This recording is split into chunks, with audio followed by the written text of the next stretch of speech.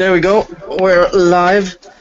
So we have a few topics, a few bigger ones. We're gonna go through just these topics with an issue with Ubisoft, Gawker losing to Hulk Hogan, something that happened at GDC, and the video with Brianna Wu. So those are the things. We're probably gonna add if there's anything interesting going on, but those are the topics, as in the description. I'll post them here in the chat one more time so everyone can see. Okay, let me screen share this. So I don't know who's been playing The Division, but apparently the word SJW has been censored on the Division game. Yeah. The PC version. Yeah, I heard this from a lot of people. They've been saying that you can't type in SJW or the other word, the Gamergate. I don't even know why this is a slur to begin with. You have to realize, because after I 2 can see years it of in all two ways. this, Oh, one at a time, guys. One at a time. I can see it in two ways here. SJWs are the SJWs are. It's either Ubisoft supporting them or Ubisoft hates them. That's one thing right there. Is either they support or hate the SJWs, which I could see, or the other is they're trying to keep politics out of the game, which I could see. Because of that, they should block Republican, Democrat, Hillary, Trump. They should do that as well, but they should keep all politics out of it. And I agree.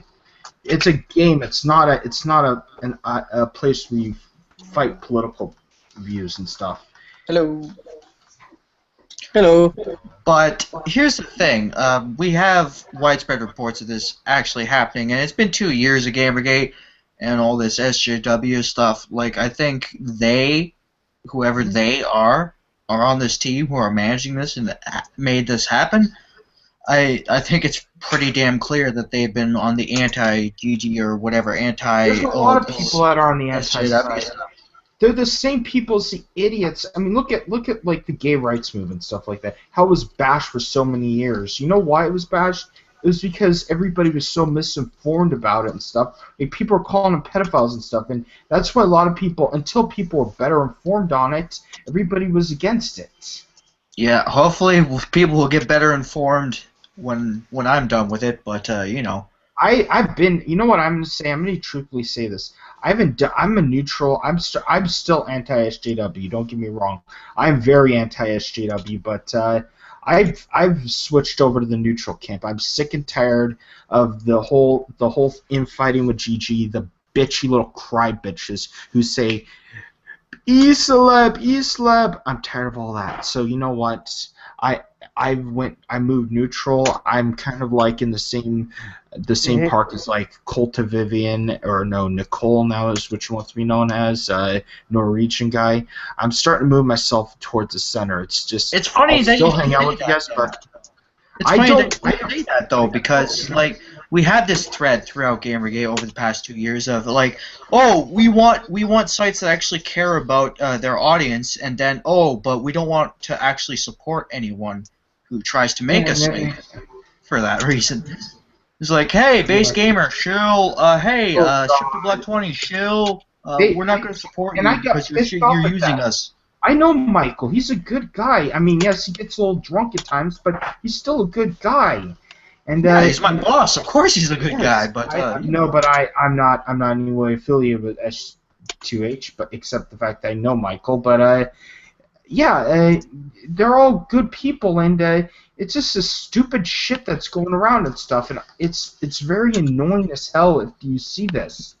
It's really annoying watching these people bitch about it, like people like that one that I will never name because he's an annoying little bitch. But I get so annoyed by these people crying about everything. It's so annoying. I can't say annoying enough because it's true. I'm echoing. Oh. Who's echoing? Give me a second. I'm going to drop my speaker. Let's see what happens. There we go. I dropped my well, I think it's just stupid to just censor the word SGW in a game. It is. I get, Have any of you guys tried it yet? Yeah, I No. played yeah, it. I played it also. Did it get censored? Yeah, on online it on the PC version, the SGW is censored. Yeah, one of our writers actually tried entering it too, and he got censored. So You know what I'm gonna say?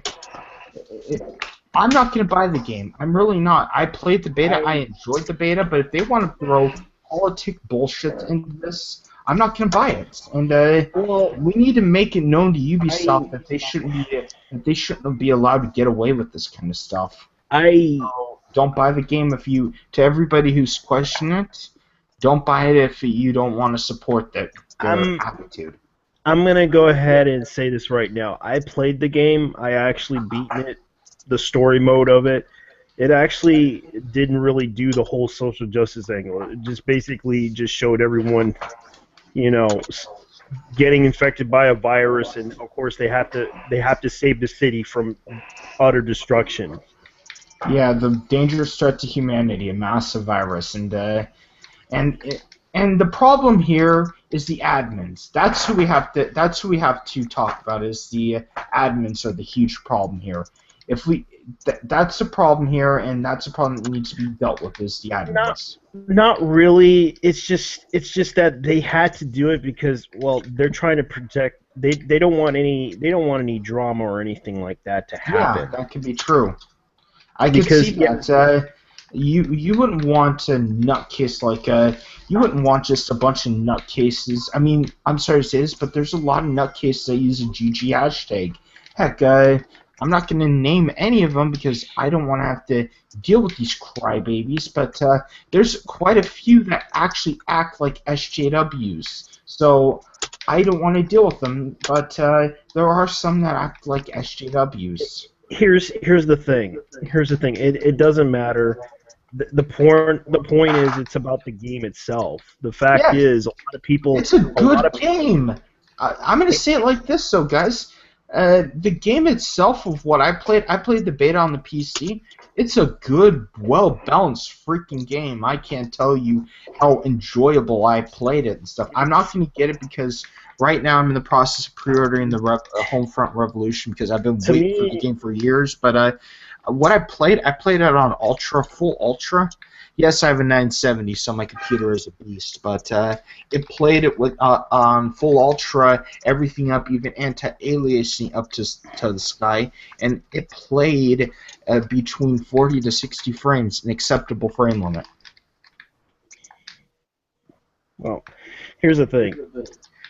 The game had a lot of things. It was basically an MMO with guns. Yes, and I heard not that many good things about it. Well, there's a lot of good things, but there's a lot of bad things. The issue is most people hate the grinding in the game. It's basically... Yes, that's like Destiny. Okay, basically, if you go to the Dark Zone, all you're doing is farming for good items. That's all you're doing in that game. You have to kill a whole bunch of enemies in order to get the perfectly good weapon out of that whole place. And also earning points to actually, and experience to actually gain rank to buy weapons at the store. Destiny for the Tom Clancy crowd, I guess. Yep, that's pretty much it. Though Non-space Destiny. You know what? Tom Clancy, a lot of people say shit about Tom Clancy games, but they're actually pretty good games. I bought, like, when Humble Bundle had it out for like $10, I bought an assload of Tom Clancy games, and I enjoyed the shit out of them. They were all really good. Almost all of them are pretty good games. They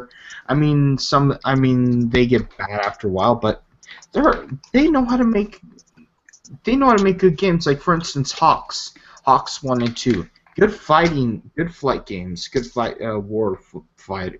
games. They're really good. I don't have much bad to say about Tom Clancy except for maybe the newer Splinter Cell game, but yeah. And End War, I didn't like that one that much. Well, I personally think it's stupid that they are saying social justice warrior is a slur. Yeah, it is a slur, and it's an annoying slur. Heck, I played on Gary's mod, and I said shit. I typed in shit, a commonly used word on the internet, and they blurted it out. It's like they blurt out a lot of words on a lot of games and stuff. Yeah, like but that. shit Did is you an try your actual credit card slur. number? It's not even. It's and I'm just saying it like this, or even ass, for instance. That's still blurred out in most games. It's just like it's just Yeah, but average words. how is social justice warrior a slur? I don't know. Well, Because it's they think become it's a one. bad word, and you know what? If they Because think they're it's a bad offended word, by it. no, let's just put it like this: we know it affects them. Okay, here's the thing. This game is rated M for mature, Yes, that's the problem. and yet they're worried about someone saying shit, but it's like mature 17 plus. Yes. Dennis, I think you're the one who's causing the echoes. Who, me? Really? Yeah.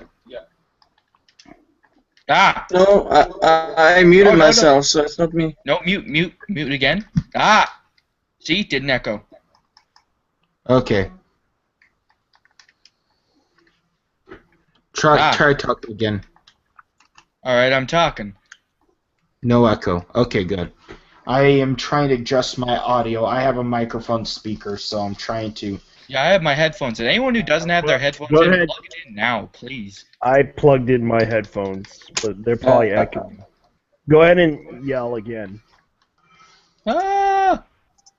You hear an echo? Yeah, I have the headphones on, so it couldn't be me who was echoing. I got my Anyway. headphones in. Anyways. I still think I can't wrap my brain around how SGW is even a slur to begin with. I can even see why there are filters for game online where you can remove or as a. I'm gonna give you guys a good avenue of how to complain about this. Message Ubisoft. Message them saying, I heard you blocked a few words, and ask them why. If they don't give you an answer, like for instance, look at Lawrence Southern. For instance, someone did on Twitter saying Lawrence Southern's ugly, Lawrence Southern's awful, and stuff like that, and then they complained about the person cowered away and changed it up. I mean, you have to tell them that you have to make a message to them saying what gives like that. That's one thing you have to do.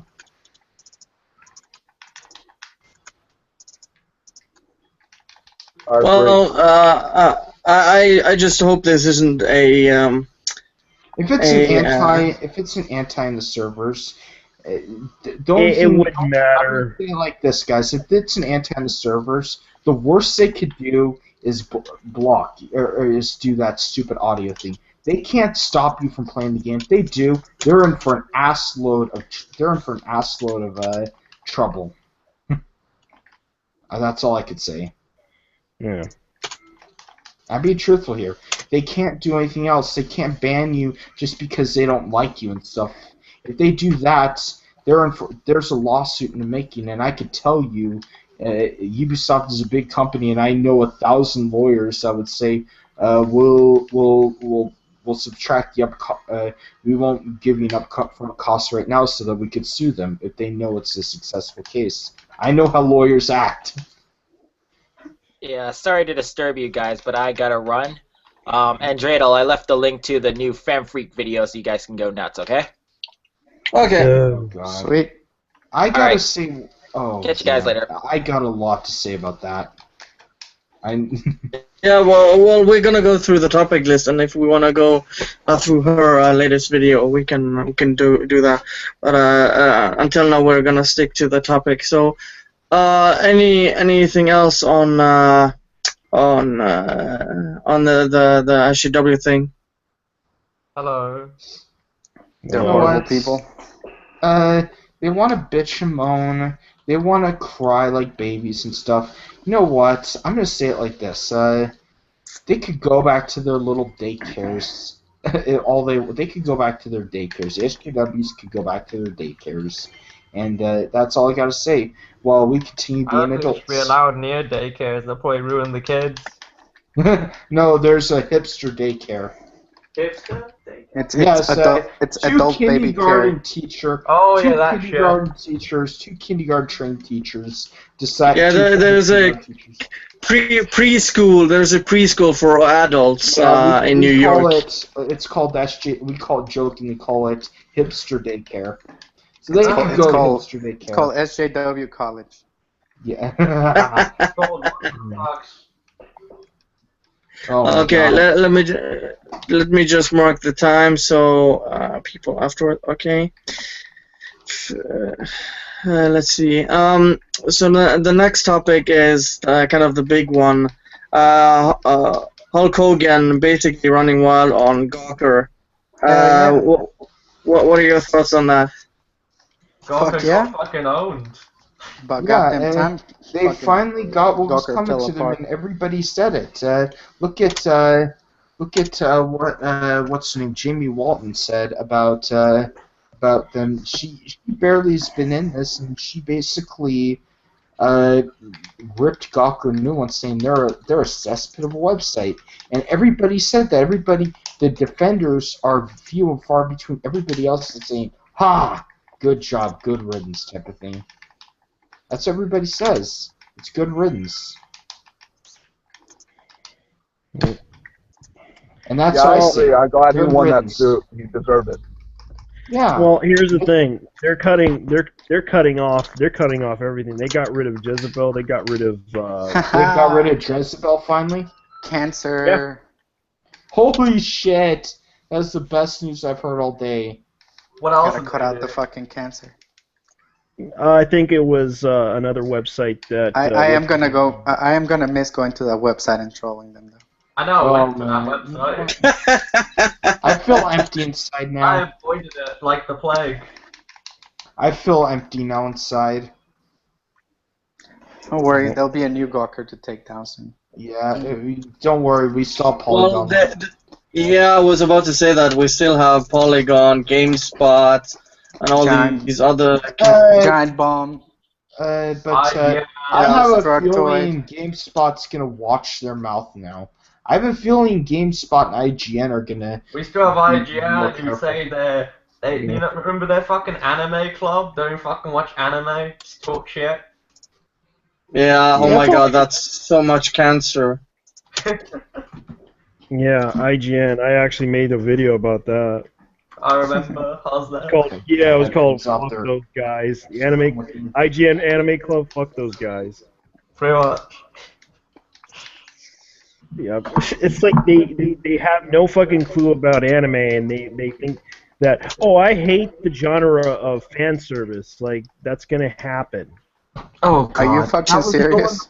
Hell. Like, for They- instance, the guy that bought, here's one I could tell you about that, it reminds me of. The guy that bought Dead or Alive 5 and played it for 9 hours. He bitched about the game for over 9 hours, bitching about it. I'm like, and I literally tweeted to him saying, and he complained about being bullied on Twitter. I'm like, I was bullied as a child all the way up to my teen years. I grew up. I put it aside. I put it behind me, and I grew up. You should do the same. He blocked me almost instantly. These people Dude, you're an are adult. spineless, whiny little bitches. You gotta and grow up here. Yeah, At they're not going to grow up. They're gonna hide No, in their little. But at hipster least, IGN at is least not he gonna blocked hold you rather than creating a fucking shitty fund. Could have played that annoying victim card bullshit. You know what? I gotta say is this. They're never gonna win. Their kind have tried pushing political correctness ever since the beginning of time. History has tried showing signs of political correctness. Heck, Rome tried showing signs of political correctness, and they pushed it aside. I mean, seriously, the 90s, this is a good historical point where we could look at the early 90s, late 80s and early 90s, extremely politically correct. If you've ever watched things like Cosby Show, beginning in Fresh Prince of Bel-Air and stuff like that, all those shows, people were heavily PC and stuff like that. And then the late 90s happened. And for wrestling fans, we all know what happened in the late 90s. I mean, WWE is like perfect example, or WWF at the time. It's a perfect example of what happens when culture people had enough of the PC. They went like the completely Undertaker. extreme opposites. The Undertaker is here to fuck them all over. No, Put the them in Attitude the Era, fucking like ground. the Ho Train, Vel Venus. I mean, just seriously. I mean, they literally had a train of hookers come out with a pimp. I mean, it's things like that, and I have a feeling we're gonna hit that era once again. I have a Hitman's feeling awesome. the politically incorrect era is gonna come back within the next 2 years. It's gonna come back, and it's gonna. And that's hit these fine. shit We'll abuse we'll hard. fight it back again. Uh, That's how it works. That's how when one society extreme goes. hits, the other extreme pushes. Yeah, The other that's how extreme it comes goes. out. It's like you push it down. It's kind of like a seesaw. Like it comes, one side comes down really hard, and It's then the the other pendulum comes swing. down. At Yeah, least Yeah, it's but- a review, not by Anita. but I'm being serious here. This is actually very hilarious watching these SJWs just lose their shit every week. It's not funny anymore because some of these fuckers are getting funded by the government. Oh God. That's when you know you gotta fight harder. You know what? By gotta US say it government, like by this. UK government, by Look, Australian that government, funding by is gonna Canadian only government. last It's gone until too there's far. budget They're cuts. infecting our If science. the Republican president wins this year, I guarantee you those SJWs are going to be out of a job. Let me You know correct why? you there. I think you mean when Donald Trump wins. Yes, whoever, Donald Trump or whoever they screw him over with, Ted whether it be Cruz. Mitt Romney or Paul Yeah, Ryan, whether- who knows? No, He made Cruz the is not mistake gonna of having win. a sexual scandal before becoming president. No, but I'm just being truthful here on this one. Whoever it is, they're gonna basically just give him. They're basically gonna be saying that's over excessive budget. We're gonna cut it, and I agree. It's wasteful spending. That kind of shit's extremely wasteful spending. I'd rather have the money go to schools and stuff instead of shit like that. Those SJWs are wasting the government's money, and I'm gonna tell you guys something about California. Despite we all heard about the SJWs in California, I've talked to my cousins and then they have a lot of friends there, and it's just a huge community. They live in liberal California. They hate a lot of the people in that state hate the liberals. They hate like immigration stuff like that because California.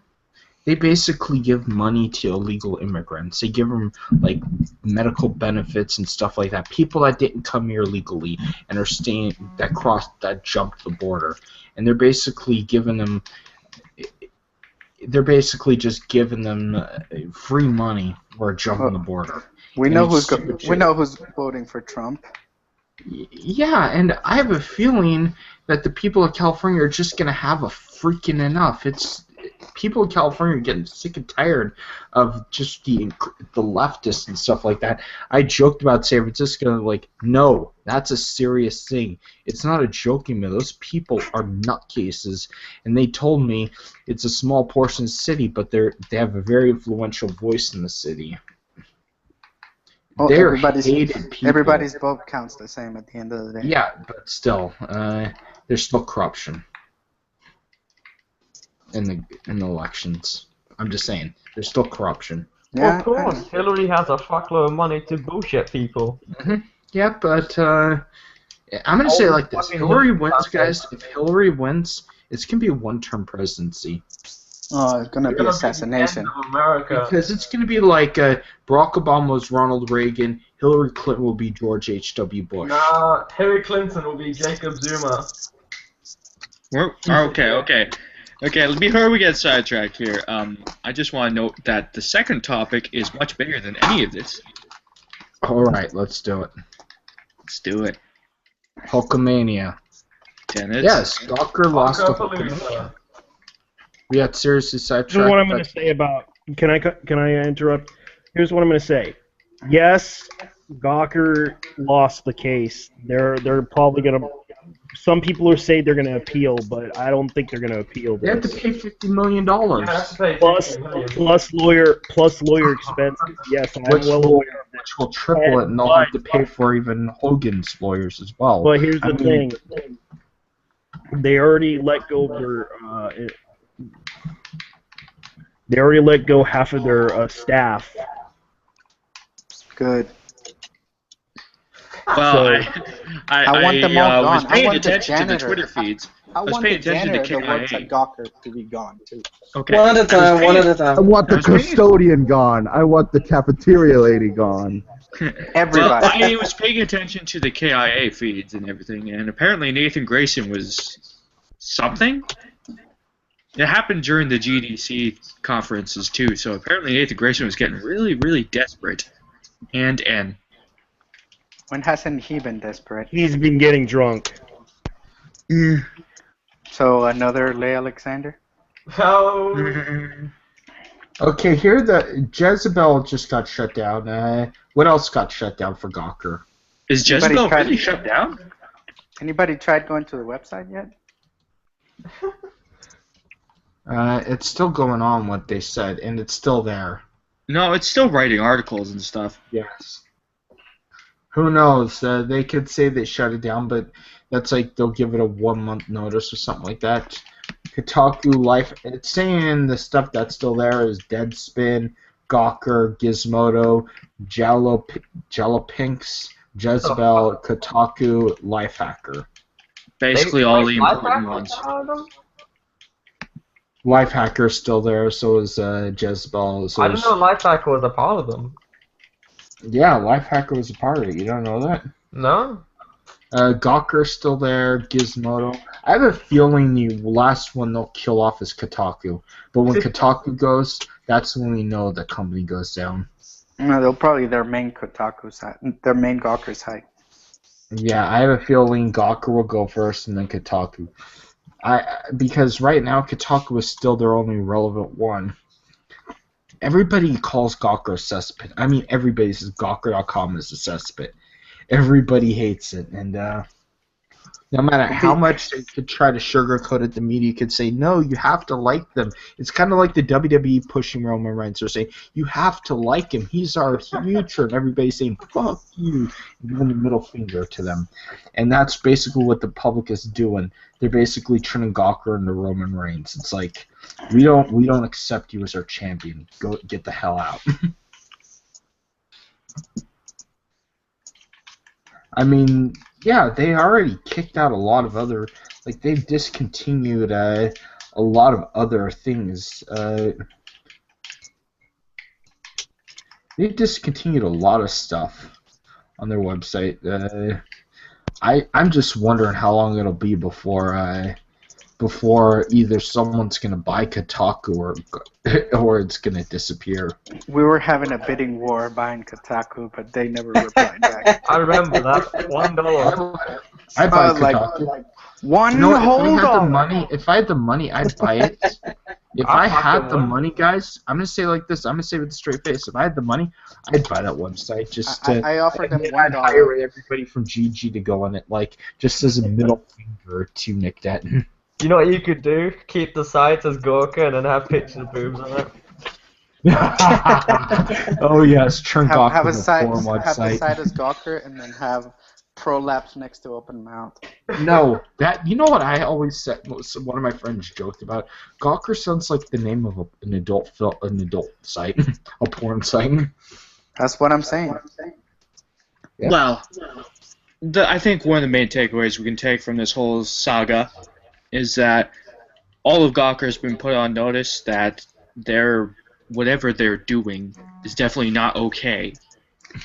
You didn't hear me, And bro. hopefully that means they change for the better, because if by some miracle they survive this, or if they win the appeal, hopefully we can hope that they will change some of their behaviors and They will attitudes. never change. Nick Denton is a scumbag. He really is. There's this one guy in my small town in western Montana where I live. I don't technically live in Missoula, but I live in a small town. He owns a trailer park. And they always call him the slumlord for a reason. He'll never change no matter how much the town tells him he's an asshole, he's a piece Pretty of much. shit. That's And what Gawker is. that's what Nick Denton is. He's like this trailer park owner. just a slumlord, lets everything run down, just takes the rent and uses and pays off the mortgage and uses the money for whatever, and he overprices for the lots and stuff like that. And that's what Gawker is. It's like the trailer park. It's just run by a slumlord. Nick Denton will never change. He doesn't give a care about the people around him. He just gives the middle finger to at everybody. He doesn't care. He has no shame. He's a man with no shame. He's a horse with no name. You want to know why people are upset with Gawker? Yeah. Besides the fact that There are many things. Yeah, many Fucking things. cancer. Jimmy Kimmel called him a stalker. Hold up. Let me say this. The reason why is because of the court, because of what happened at court. Remember what happened at court? The guy mentioned that he would not show the video of a 4-year-old sex yeah. tape. Yeah, that was Julio. His career's over, from what he said. As it should be. I've never seen somebody fucking fuck themselves in the ass so fucking hard in court. I swear to God. Nick Denton lawyer sucks. It was dipshit. Well, I've never seen with a jury. I've never seen so much hardcore porn except for an actual porn. Oh my god. You know what? For someone to get in. Bro, I think his name is, I think it's AJ Julio. This is the music of his life. But the funny thing is, they did report showing a young girl giving a blowjob to a guy. Yeah, but they reported, they didn't show a video of it. And that's what, that's almost like news. It's like, one poor girl was forced into sex with a creepy old man and stuff like that. CNN does that as well. It's like, they talked about that. That's news. That's like, and that guy's going to be charged as a pedophile. That's basically Don't forget when Gawker went after a bunch of gay people, outing gays and doing all sorts of shit. Mm-hmm. That right there. And then they almost ruined a relationship. I mean, yeah. Nick Denton's a scumbag in his own right, and it's going to be his downfall. Like what Jimmy Kimmel said when he was subbing for Larry King in 2008 or 2007, what he said to one of the writers. He said, you're very delusional on this whole thing. You shouldn't be stalking celebrities like that. And like, no, it's progressiveness. And she went like, no, it's not. She tried throwing that. Like, this is stupid. Not even TMZ goes this little girl. And they follow the celebrities around with cameras. Well, let's take a look at the tweet. Who's echoing? I am. What the hell? Oh, it's Sigil. No. Who's I echoing? hear a button being sounded. Anyways. Like Windows XP. Anyone who knows Crescenti, I think he's executive editor at Polygon.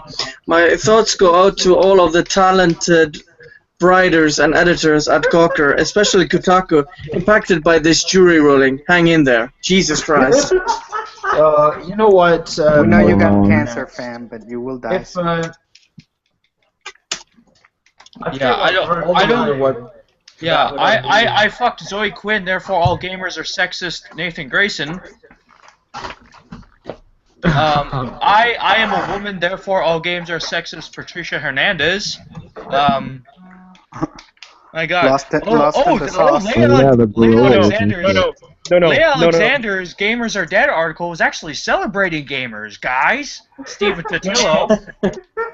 No, Patricia Hernandez. Hold on. And that's exactly why I said I want the janitor fired too, and I want the lunch lady fired. I want every person that had anything to do with the Dead Gamers articles gone. Hashtag it ends tonight. I want the janitor fired. I want the fucking lunch lady fired. I want the fucking guy who scrubs the windows fucking fired. Because anyone who touches that fucking building is a fucking waste of space. Let me tell you. No.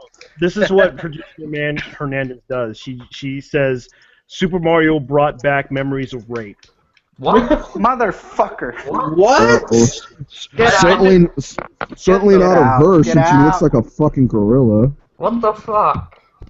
Kind of. Yeah, he does that every time. That's mental gymnastics. That is another level. I know. She writes these articles about how she got raped. And is like, those are not even articles. I wouldn't even call that an article. I just call that like beyond mental gymnastics. He brings up Super Mario. She brings up a video game. Whenever she brings up a video game about Call of Duty or something, it's rape. It's rape. It's like she always does that every time. You know what it reminds me of? It's rape, you guys. You know what it reminds me of? Undoom did a video on this, like, feminist, right? And she was saying, because their parents are fighting, she was raped. I remember that video. I remember that video. That fucking weirdo. And I went to the channel, all comments are disabled, of course. No, just as a slight diversion, I watched that Femfreq video Captain Carbine linked. It's just a review. Most of it is okay. It's actually a pretty decent review as far as reviews go, until like 1 or 2 sentences near the end, where she's like, "This game is actually an ode to masculinity," and I'm like, "Oh, for God's fucking sake." Yep. Like, here we go. Yep. But this is the kind of caliber of writer that was at Kotaku, you know, the kind that maybe had good intentions, but no, then they wrote. Then they wrote. No. They Let me finish. Gawker. Let me finish. Their intentions are bad. They may have had good intentions. They may have had bad intentions. Good intentions. But whatever intentions they had, they completely mucked up by being not terrible writers, but it's hard to. How do you describe it? Zealots. That's what they were. Zealots. They are terrible. No regard for whoever they were trampling underfoot. That's why I will not shed a tear at Kotaku's passing. Lunch lady, gone. Always remember that. That's how much we hate Gawker. We want their lunch lady and their cleaning lady and their janitor fired as well. And how? Andrew, I'm gonna have to leave. Okay. Thanks for having me. Yeah, see ya. See ya. Yeah, so also let's look at the other link I have here. Remember this? It was posted 2013. Hashtag bad, bro. That was the stupidest thing in history that Gawker could have ever done. I can't wait for this guy to be vice president. Because he said he wanted to join Trump. I'd be like, fuck yeah, dude, do it. Hulk Hogan versus Trump in the ring this Sunday night. No, he wants to be the BP. I know, but it'd be funny if they did a match. Well, he already did Saturday Night Live, so. And we know wrestling is all about acting, so he's got that down. Hulkmania. Even though Hulk was a racist, you know what? He took down Gawker. He said the N-word like 8 years ago. Nigger. Once. Like literally 8 years ago, and everyone fucking went up and right. You know what? That right there is sickening, and after this whole thing and stuff, I saw this coming from a mile away. They showed Hulk Hogan in a video clip that they showed just recently. So on Raw, Monday Night Raw. So I knew Vince McMahon was going to bring him back after Gawker got buried. The context in which he used the word wasn't even meant to be racist, so it's all just fucking stupid. No. Yeah, and the whole thing with him getting also fired from W, it was a private conversation, and that seems to be fine as well. I mean, he's been wrestling with in all parts of the world, and he gets labeled a racist because he says it once. Yep. Yep, it's just that's the extreme PC crew, and I have a feeling, like for instance, Vince McMahon's son-in-law Triple H, who runs most of that company, or a huge part of the company, he basically runs a lot of WWE, and he basically said, we need Hulk Hogan to come back one of these days. He's going to come back. He said it like that. He says he's going to come back. And this is one of the people that's set to inherit the company after Vince steps down. So,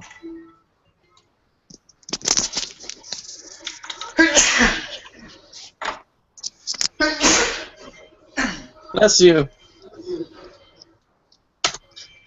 Yeah. So, from everything you heard about the trial, they also had to pay extra 25 million in repairs. The jury decided afterwards. So it's up to, I think it's $130.2 million. They have to, $140.2 million they have to pay for to Hulk Hogan and what they did to him. Fuck that, make it 150. That is pretty annoying. I also found it hilarious. I found it hilarious because Gawker were like, we can't pay this because that makes up more than we were worth in 2014. And like, maybe you should have thought of that, you idiots, before you posted that fucking video. God damn it. Gawker doesn't think. Thinking is triggering. this is Nick Detton we're talking about. He's a slumlord of Gawker Media, so. Mr. Cancer himself. So, do you think? What do you think is gonna happen in the future? Do you think Gawker is gonna sell everything, or do you think they're gonna continue? They're gonna sell everything. We'll sell everything. Everything must go anyways.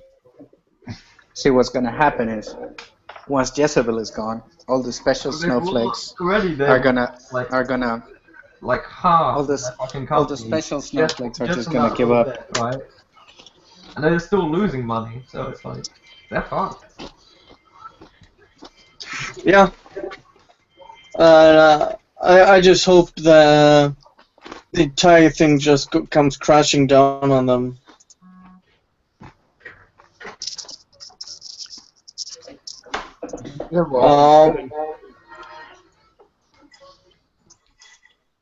So do you think that they're gonna continue as a company, or just gonna go bankrupt? If they don't continue, if they continue, they'll probably ask for a loan and pay it back. They'll probably ask for a small loan of $100 million. Yeah. Who the fuck would want $1 million? Which I know Donald Trump will just say, sorry, not gonna happen. Who the fuck would want to pay Gawker $100 million or borrow them? Anita Sarkeesian. Unless George Soros can afford it, which he probably won't. They're not going to support them. Gawker's already dead. They're already marked. You think the advertisers are going to work with them? They're marked. Well, there's only one person that can save them down. That's Jeff Keighley, the Doritos Pope. He ain't going to save them. Why the fuck would he help them? Because he is the one that brought Mountain Dew to everyone, and Doritos. Mountain Dew. Dew. He doesn't want to give them Mountain Dew. Yes, he will. He would advertise. Doesn't understand what that even is. They probably just call it some triggering thing. Yes, because right now they will be forced to sell Dorito and Mountain Dew if they have to commercialize the video game industry as it is with their. But they still have Kotaku, which actually does sometimes have some decent articles, not all the time. You mean about the watermelons that look like asses? No, the other one was the PS4 one, where they brought up the PS4 4.5. Well, that's still unconfirmed, so they can blow it out my ass. There's more rumors that speculating that it's true, but The It's lunch true. lady, dude. It's been confirmed. yeah, I thought it was. I was not going to say anything until I actually got. I'm not going to say anything until I see the reveal, though. Like, there's also rumors that the NX is going to be. Well, a lot of people are talking about the NX, and that's going to be a handheld or something like that. Well, Yeah. we'll find out. We'll find out in E3 if they announce it. If they announce it.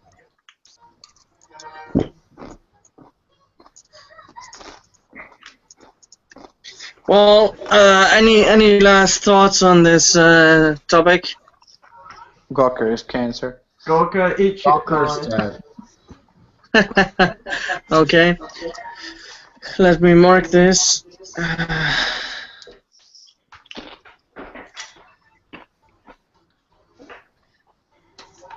Let's see. 45 minutes. Okay. Next topic. Okay. Yeah, the GDC one. Let me pull that one up. This is what's being taught at shared at GDC. Fuck GDC, man. They added me to one of their fucking lists on Twitter. Really? Yep. So, add loads of people to the list. Immediately So- I started. Oh my god. There we go. Can you? I need a drink. GDC. I'll be right back. I need a drink. Fuck this. Yeah, that's what's been happening. Fuck Oh off. god, can somebody just beat this? You know what? They're gone. They're done for. The gaming industry has spit them out. All they have left is GDC. Like, let's have vodka. White fragility. That's the one that gets me. It's like Privilege, It's like they're oppression, microaggression. it's Holy like they're fuck. saying that It's my last kind if of you're beer. a developer, if you're a developer and you're white, we think less of you. Isn't that fucking racist? Oh, It is. Yeah, absolutely. That is racism right there. Yeah. Right fucking there. They want to market this to the minority groups, and it's like, I'm We're a the minority. I'm fucking insulted by this. I'm a minority. I'm a I'm a Fuck minority. you, GDC. I am. You know, this is what I don't understand, right? So you have all these fucking groups that want to take down the white man and whatever, right? Why do you want to fuck with the ruling champion? That's my question. They are the ruling champs. I mean, it's like they're basically going after the biggest and most hardcore demographic that pays the most, and they're trying to say to them that, or to say to me, since I'm a cis white male, that we're not worth anything. You know what? They could say that all they want, but when it comes down to it, business always wins. And we're business. no, they want to kill business. That's the thing. And they can't kill business. They don't understand why they're fucking because why they're wrong. they don't understand business. Yeah, they don't get why they're wrong. They think it's a good fucking idea. They They're honestly think they're doing the right thing, and it's not yeah. gonna But work. the funny thing is, you saw when they talked about Marxism. Oh my Marx- God! Why does anybody take Marxism seriously? Well, they're taking the whole game theory issue at heart with Marxism. Why? It does. Oh, fuck. I don't know. So but they- I'm so tired of hearing this fucking bullshit, and it's not even that it's wrong thinking. It's just fucking shitty thinking. Oh my God! Every time I hear Marxism applied to ... I just want to. Well, throw they're using Marxism through Oh, criticism. That's like back in 2009. Someone actually wrote know, an article about it in Critical Distance. You know why critical distance is called critical distance? Because critical theory. Yeah. Not because it's critical as in criticize something, just because it's critical as in critical theory. Yeah, and the fact is, they just bullshit about it. It's like they don't realize all the video games that were created not actual events happened, but some of them actually had the stories that happened to them. But the thing is these morons, alright, and this is where the fucking the headmates and the fucking other kin come from, right? Yeah. So these people think, oh, reality is as I perceive it, not as it is. They're the subjectivist fucking dummies, right? So they think, oh well, I thought about a person, so they're my hate mate that lives in my head. Motherfucker! Oh, it's called play pretend. It's called having an imaginary friend. Or you got the idiots. All of this right here, this image that we're seeing, stems from this belief that, oh, if we just hey, like white people have all the infrastructure in place, why don't we just artificially redress that balance by hiring people at the top? When I'm like, that doesn't work. You have to build this foundation of people. If you want more minorities and women in certain positions, you have to get more into the education first. You can't just pull from a pool of women who happen to be just 12% of the industry, just pull a number out of my ass for hypothetical purposes, and then say, all that entire 12%, they become the top rung of all ladders within gaming. That fixes everything. It's tokenism, dude. That you have token women that get to the top because of tokenism. They're like, oh well, we have one woman at the top, right? And these token women want more token women because equality. Whereas you have women like, for example, Mercedes that used to work in aerospace and she busted her ass and then saw the token women around her that wouldn't fucking work as hard as she did. And then people would complain at her, calling her the token woman. Do you see where the paradox is? Because when you put somebody that is if someone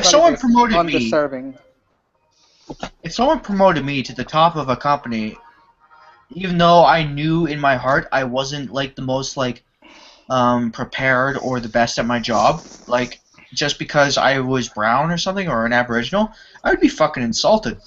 I'd be going dude, let me work my way up to this thing. And to be fair, there are people who are actually doing that. You do have lots of indie studios, lots of game studios that have a large minority presence within them. But the thing is, you have to get the numbers in from education first, or a large groundswell of minorities and women who want to make games first. And for the large part of gaming history, it has been white males or Asian males or whatever that have been doing the game designing. Let me tell you where the real breakdown happens. Right, so when you put a token woman at the top, all right, and I'm going to give you two examples. One example, the girl from Mighty Number 9, total token woman, right, with a token fucking made-up title, community manager. Leon, what is a community manager? Community manager. I know what a community manager is. It's basically they're like admins for the forums. Yes, but before any of this online culture, would you have been able to tell what a fucking community manager was? Do you see where the made up shit? Yeah, I know. They're like PR, except they're admins in the forum. Sometimes they even block people from talking shit about I'm getting the business. What I'm saying basically is, you have token people in token positions, and by people I mean mostly feminists. They put in fucking token positions. Next one is Alison Rapp, so she's got her thesis about how whatever, right? Decriminalizing CP, right? And then she becomes a Nintendo PR person. Guess what? She pushes out her political views where they're not fucking welcome, And guess what? She gets fucking struck. You got the normies and the normies' fucking moms wanting her fired. It's not even Gamergate that wants her fired. It's the fucking normies. Yeah. You see what I mean? So when you get token people in token made up positions that have hierarchy over other people, for example, community manager over the community or PR person Or over Marissa Mayer at Yahoo. Thank you. I've actually been banned from Yahoo Answers. Like, yes, that's what you obviously, get for being a obviously she did work her way up, but there was never any like, oh, this is CEO material, and look at the results. Yahoo's going down the shitter, and that's it's not because she's a woman. It's because she didn't have the skill set.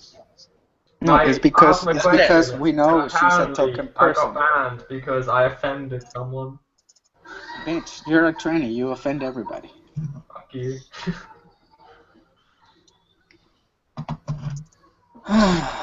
Well, it's the mentality we can see in the GDC click.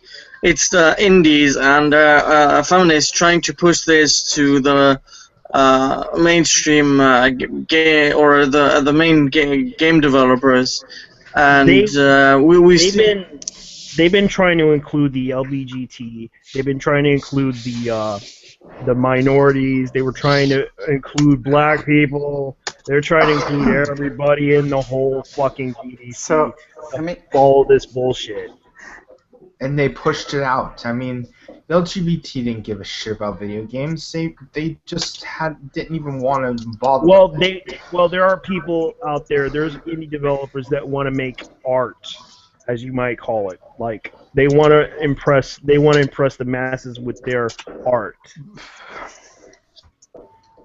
See, that's the thing. You want to make games a different form of art than they already are, because no other form of art makes you get good scrub so you can see the next fucking level. No fucking painting tells you no, you can't look at me until you're fucking better scrub. Right? But I know. But this is what this challenge. This is what these morons want. No, these morons want the opposite. Did you see that posting about the girl that was like, "Oh, I'm so glad that the new game of whatever has the combat mechanics removed." I'm like, what's the point of an RPG without combat mechanics? What? Yeah, Dragon Age. She was happy that Dragon Age didn't have any combat. Yeah, she doesn't want gameplay. She just. What the fuck? This bitch wants to read a book on a screen with characters. So basically, watch a movie. But that's what I'm saying. To make gaming an art as these fucking dummies want it, it's to fucking lose its real fucking value. Yeah. They really want a 3D movie. And the thing is, they want Depression Quest. And as I'm gonna put it to you this way, video games are not an inclusive community. You have to earn your fucking right. You have to earn your fucking spot. Period. Just because you buy the game doesn't mean you're fucking welcome. You better get fucking good scrub, and that's all there is to it. Let's just put it like this. We were all raised on the NES and SNES. You know how tough those games were? Fuck yeah, dude. Just because they made them tough. I had Ninja Commando, dude. You died in one touch. Yes. I mean, some of it was stupid, too. It was just like, it was like stupid hard. It was like,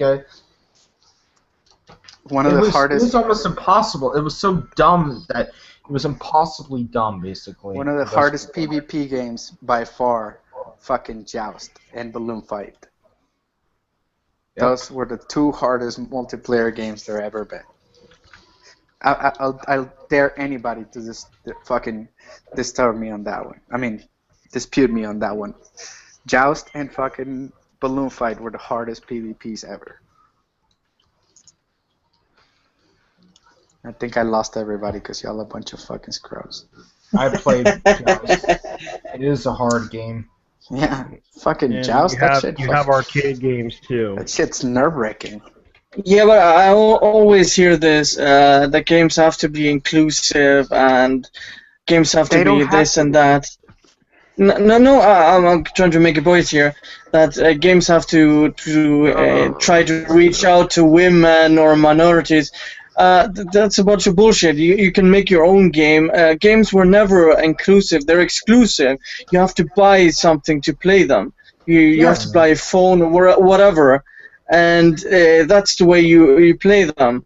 If it were inclusive, yeah. You want to hear the real poetic justice of all of this? So we give them the valid argument of, well, make your own fucking games, and they do. They make their own fucking games, and guess what? Those shit don't sell. So not only do they prove our point, they prove our point twice, and then they say, well, it doesn't sell because the gaming community is not inclusive, and it's like, we fucking told you so. You want a 3D book, make a 3D book and sell it as a 3D book. Don't sell it as a fucking game because it's not going to sell.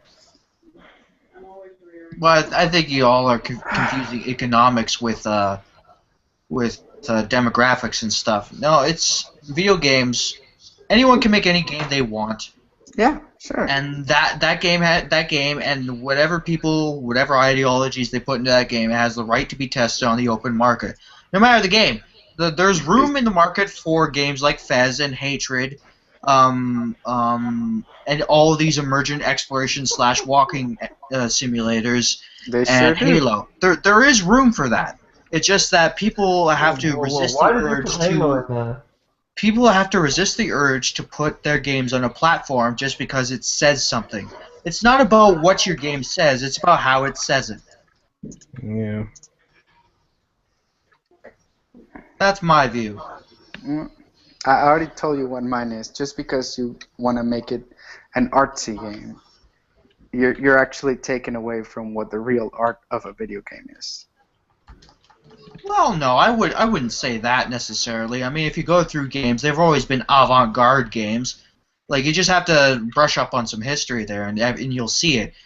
I compare video games right now to being in sort of like the 1930s for film, like in that sort of era.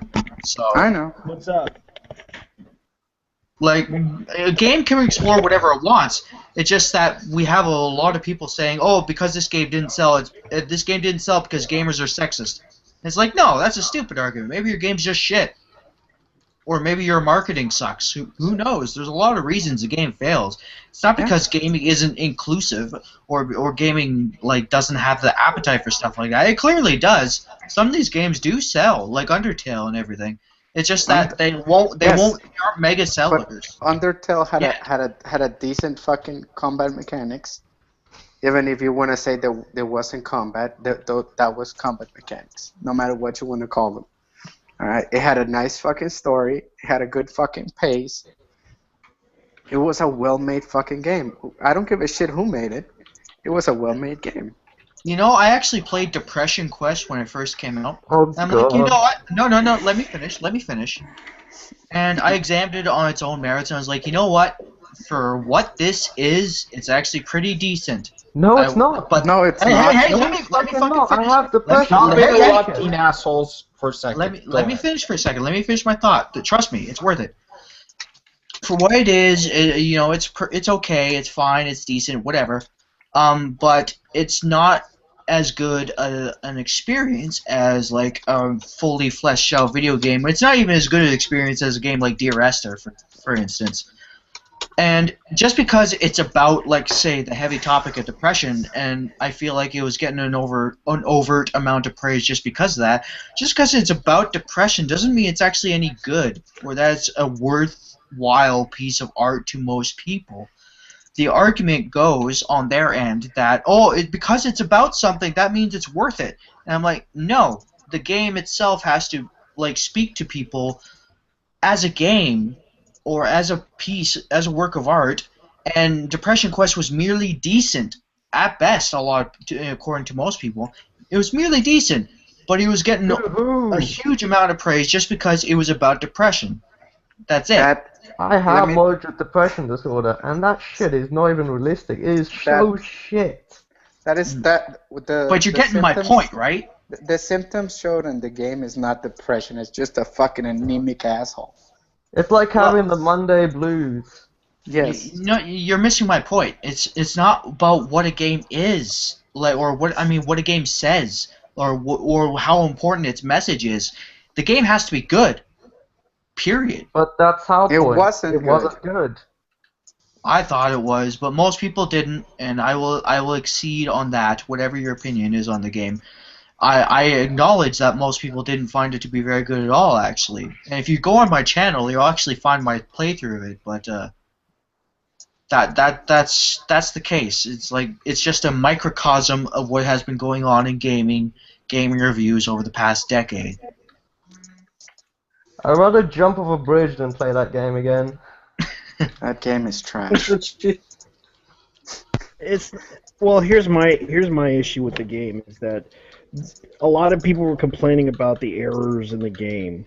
Like a lot of it didn't make sense. A lot of it didn't really do anything for people to read and understand what was going on in that story.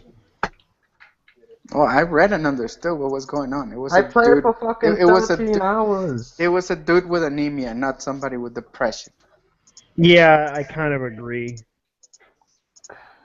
To me, it was like a white dude that's basically, but they kind of identify and relate to the storyline like it was some type of freaking joke. I know. It's like imagine making a self-aware joke, and then the joke is so self-aware it takes itself too seriously. That's how shit like that happens.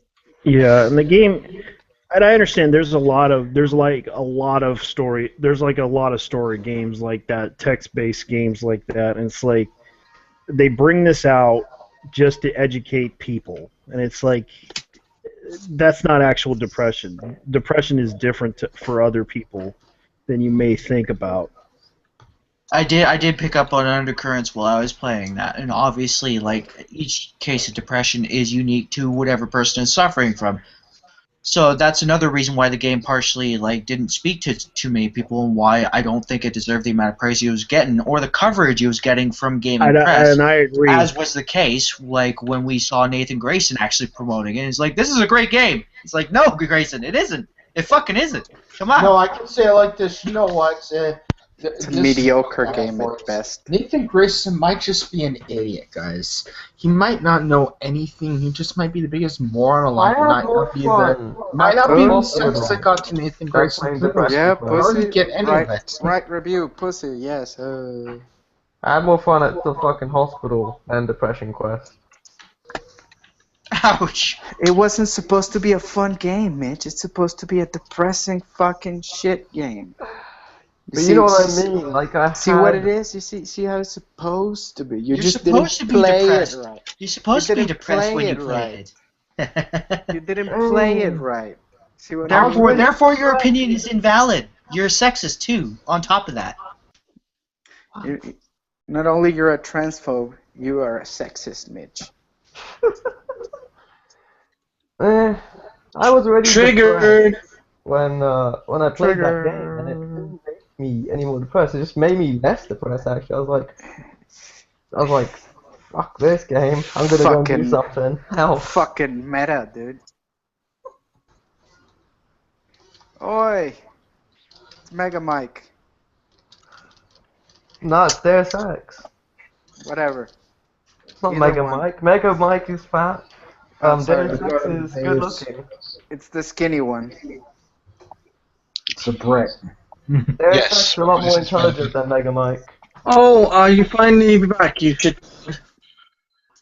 Why is any of this relevant? I'm here. Yes, that's great.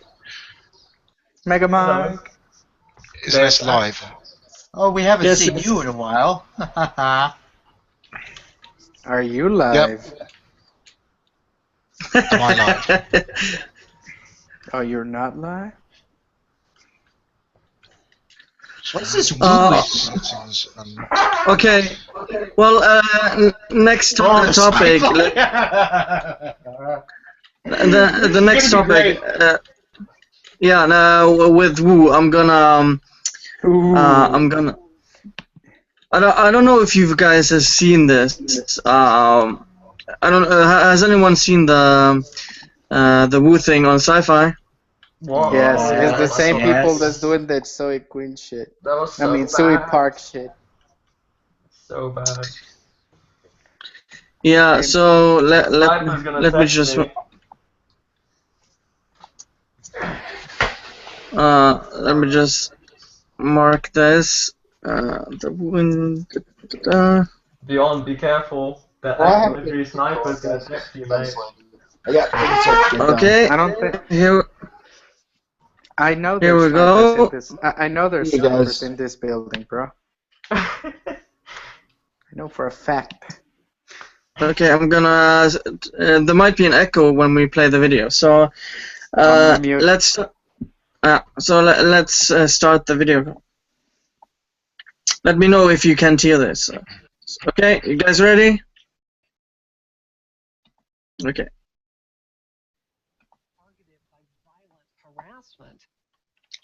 It's barely audible. It's barely audible. I remember this Christmas when I got my Nintendo. Better? Is it better? If you're just gonna play it, I mean, I could just play that. I mean, I'm set up for that shit No, anyway. So it does sound better. I can't hear it at the moment. No, because I paused it. I put I mean, on. that's I can't judge whether it sounds better or worse. That's We're all kind of- muted to avoid the echo. Okay.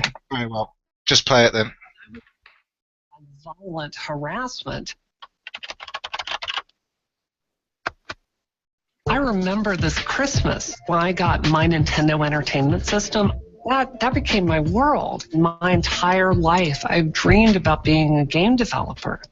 When Super Mario 2 came out, it was 1988, and this was the first Mario game where you got to play as Princess Peach, and she was the most powerful character in that game. And I remember thinking, wow, this is great. From now on, the video game industry is going to represent women too. I would like You to weren't point. thinking that. You weren't thinking that when you were a fucking kid. Come on. I would like to point out that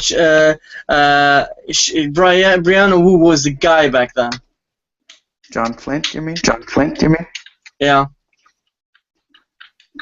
So for her to claim that shit is fucking stupid. But we didn't keep changing, and we kind of got stuck there. There are now more adult women playing video games than there are teenage boys. Wait. She said she got Nintendo back in the 80s. Was it available in California and New York City? Yes. It was only available in those states. No, it was available in most states, as I recall. No. Yeah. The key issue there is she's saying like, oh, this is you weren't thinking that when you were a fucking kid. Come on, let's be realistic. What kid is thinking, oh, this is gonna be good for the industry? Oh, at like age 6. Nah. Not even Yeah, like girls I would think agree. about I agree. when they It's play like games. I remember when I was a kid growing up back in 1989. I was in Germany. God knows I could not. I remember my mom. I remember going down to the store in Germany. I remember they had they were selling NESs, and they were selling Super Mario 2 in German, and I was like, "Oh, I want that!" But I found out you can't Doki get it. Doki because- Panic. No, yeah. Basically, it's repackaged, from my understanding, anyway. Yeah, it was like I remember they put it on a big kiosk screen, like a big giant screen. They were like showing it, and I wanted to play it, and I was like, oh man, this is awesome. And then I find out you can't play it on the US version. I was like, fuck. Fucking region Yeah, lock. well, it's PAL. Well, I mean, you've got PAL and NTSC versions as well, I assume, but that's hardly relevant to this. The point is, no child thinks, oh, this is good, women will be representing the industry. They just like No That's playing child in true. the the history game. of the world has ever thought that. No child ever You has can- thought They you that. just can- like playing the fucking game, man. All you gotta say is said no fucking child ever. Yeah, when I was a kid, I got only one game, and that was California Games. Fuck yeah. I just Yeah. played Halo and Fire Emblem It's at most of my that point where you childhood. realised your life wasn't worth living. That was the only game, and plus Go-Go 13. There were women in bikinis in that video game, so you were like misogyny. Nah, that game actually, from what I remember from Go-Go 13, that game actually had me snipe a guy in the head. Oh yeah. No, I was talking about California games. Well, let's continue. Let's continue the video. Otherwise, we're gonna be stuck here forever. Continue. Gamers, we don't believe that women can really see themselves represented in as anything besides sex objects and damsels in distress. Miss Pac-Man was not a fucking sex object. I would like to point that. Countless examples of female protagonists who have not been sex objects throughout video game history. Yeah, but there is porn of it. I guarantee that. Let's just watch the fucking video. Jesus. Fucking echo. Jesus. I realized that there was this need for women to see themselves represented in video games. And I went and founded my own studio. Right. If you had told me when I was 12 years old that this would be my profession, I would have thought my life would be a dream come true. But the truth is, the video game industry is a really incredibly difficult place for women to work. Bull fucking shit. Yeah, women that don't have any fucking talent, you hack. Jesus Christ. There are some women that are talented, but it's just a shame that that's a lot of them are not appreciated. This bitch gets all the fucking views. Most people working in game development don't get appreciated. Especially look today, the number of people are listed in the credits of this shit, right? Do you know any of the thousands of fucking names of artists and so forth who worked on a AAA development title? You're right. You're right, and the fact is she claims she knows them all. It's not like the 80s where you could reasonably say you know the game developers when you got teams of 10 people or so worked on that kind of shit, or you'd have independent developers. It'd just be one person, like you know Jonathan Dunn, because he did a load of music on the ZX Spectrum for various game titles, RoboCop and Cobra and a whole bunch of other things. So you see his name come up all the time. David Whittaker, he came up a lot. He did a lot of game music. But yeah, today you can forget about it. There's too many people working on this shit. Ryan Dunn, the indie died scene, in Jackass. that makes sense. Sorry? The guy from Jackass, Ryan Dunn? No, Jonathan Dunn. Oh, my bad. Nothing to do with Jackass whatsoever. The indie scene, let me just say, a lot of people have been claiming that the indie scene is like, oh, it's so small, therefore we need to protect it and stuff. Do you know how many game developers I see every single day, like from all the countries around the world? There must be tens of thousands of these people just working on indie games. It's not as small as these people are claiming it to be. That's for sure. When they say small, they mean people they give a shit about. I mean, there's the rub. Anybody who cares to put the effort in developing a game can do it in Flash or whatever, upload it onto the internet, and you're pretty much done. It is thousands of times easier to do that shit than back in the day, where you'd put it on public domain and it might get distributed on a cassette tape if you go right after some of these companies or whatever, some shit like that. Today, you just make the fucking game, you put it on the internet, and you try to get people to fucking play it. That's basically it. And it's a simple counter argument to any of this. Have you seen any of the number of fucking Flash-based game websites and how many fucking people make Flash games? Yeah. Right? It's not in any fucking danger of going away, is it? I've only ever followed one game developer in my entire life, and that was Yahtzee. And he does the way. Sorry. Basically, he would go on his YouTube channel, play whatever old games he used to have it playing, right? And say, well, right now I'm working on this project. And then 2-3 months later, the project comes out on his fucking website. You see what I mean? It kind of puts the lie to their... I mean, it kind of like what they've been saying this whole time. Well, everyone's a gamer. Everyone's a game developer. Anyone can make a game.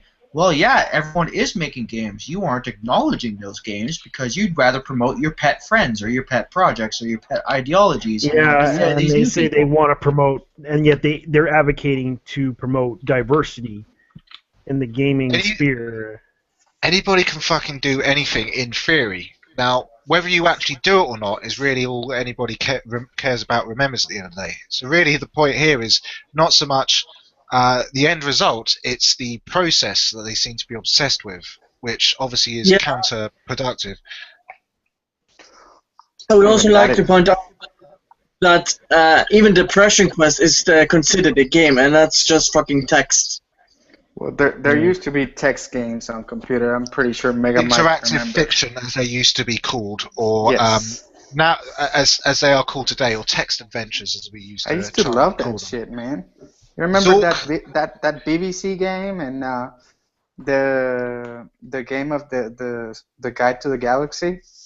Those were Yes, fucking Hitchhiker's gold, Guide to the dude. Galaxy there was a text adventure version of that. Those were There's fucking tons gold. of versions. You got something like you then got the point and click adventures, are essentially the next evolution Adventure of that games. genre. Yeah, they're all the same sort of ilk. It's just back before you had a lot of graphics power, you describe the locations with text, very straightforward. Yeah, let's with this video. Increasingly mainstream, a darker side of the industry emerging. Now the women calling for change in this multi-billion-dollar virtual industry are facing very real backlash, including threats. Much of the vitriol appears on Twitter Gamergate. It has grown into a loose movement associated with the worst of online harassment of women. Citation needed. Yeah, because they're only going after one tweet and she claims she's getting hit with 200. Those fucking dangerous hashtags coming after you and stabbing you. Yeah, and it's like it's a hashtag. Why the heck are you gonna tell us that it's a racist movement? Like, okay, it's used for people to describe what gaming journalism is doing to be corrupt. None of this fucking matters because nobody's gonna fucking check up on this shit. Against women matters. That's what that's what they're saying. It's what fucking sells, so they're gonna continue words selling on it. the internet, you guys. Yep, they're mad, yo. Yep. Okay, let's continue. Is a group of online individuals, mostly men, that have banded together for one purpose: to harass women out of online gaming. And this is a lawyer. This is Brianna Wu's lawyer. Well, of course he's going to say that. He's going to say anything the client instructs him to fucking press for. So whether or not he believes it is immaterial. I'm pretty sure he's trans too and has a vagina instead of a cock. Here again in this tweet, it doesn't say Gamergate or mentions anyone. It could be anyone in the fucking world. It doesn't even matter. Quite easy to. I'm pretty sure you could do a sharpen on that to undo the anonymization there. So, good job, guys. Fucking SyFy. Well, the saddest about this is the men in our field. Again, there wasn't any Gamergate hashtag or mention over to at Space Cat Cal. You should feel sorry for whoever put that because obviously they must have had some sort of mutilation to their genitals because they can't rape anyone anymore. So, that's my interpretation of the tweet anyway. Yours may vary. We're choosing to remain silent. So the only thing I had to do was to use my own voice and start speaking out about that. See that actor, dude? Hang on. The splitting image. Yeah. What the fuck was that I just saw? That was triggering. That was triggering. That woman looked. That was a woman who looked attractive. What the fuck? Yeah, it's the actor playing Brianna Wu. They didn't choose the right actor. At least she doesn't look like a fucking goblin. That's an insult to goblins. I resent that. I'm goblin sexual. Well, I identify as Goblinkin. Anyways, this is. Are you trolling me or are you gobbling me? This is a. There's an important part here in the video which you should listen really careful to. What I knew to do was to use my own voice and start speaking out about that. And blocking everybody. I was trying to poke fun at how ridiculous the whole movement was. Yeah, you made and how one meme and the memes came after her. Mem. Yeah, but listen, just listen to this part. Don't talk. Just listen to this. Voice and start speaking out about that. I posted this meme on Twitter. I was trying to poke fun at how ridiculous the whole movement was and how the things they were trying to fight against were ridiculous. I got about 8,000 followers on my Twitter, and this was the tweet that ruined my life. Deleted them. Oh, Jesus H. Christ. Yeah, one deleted tweet. That, you dumb cunt. Yeah, one tweet that basically said, "Oh, I'm going to get your period. I'm gonna go and fuck you, blah blah." I'm like,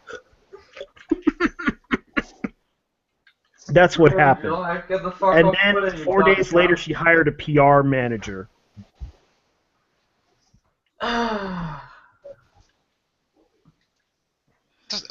Just ruin your life. No, none of these people's lives have been ruined on this fucking series. It's fucking ridiculous. Not a single one of them. So let's continue. It's also a nice face I kind of managed to capture here. No.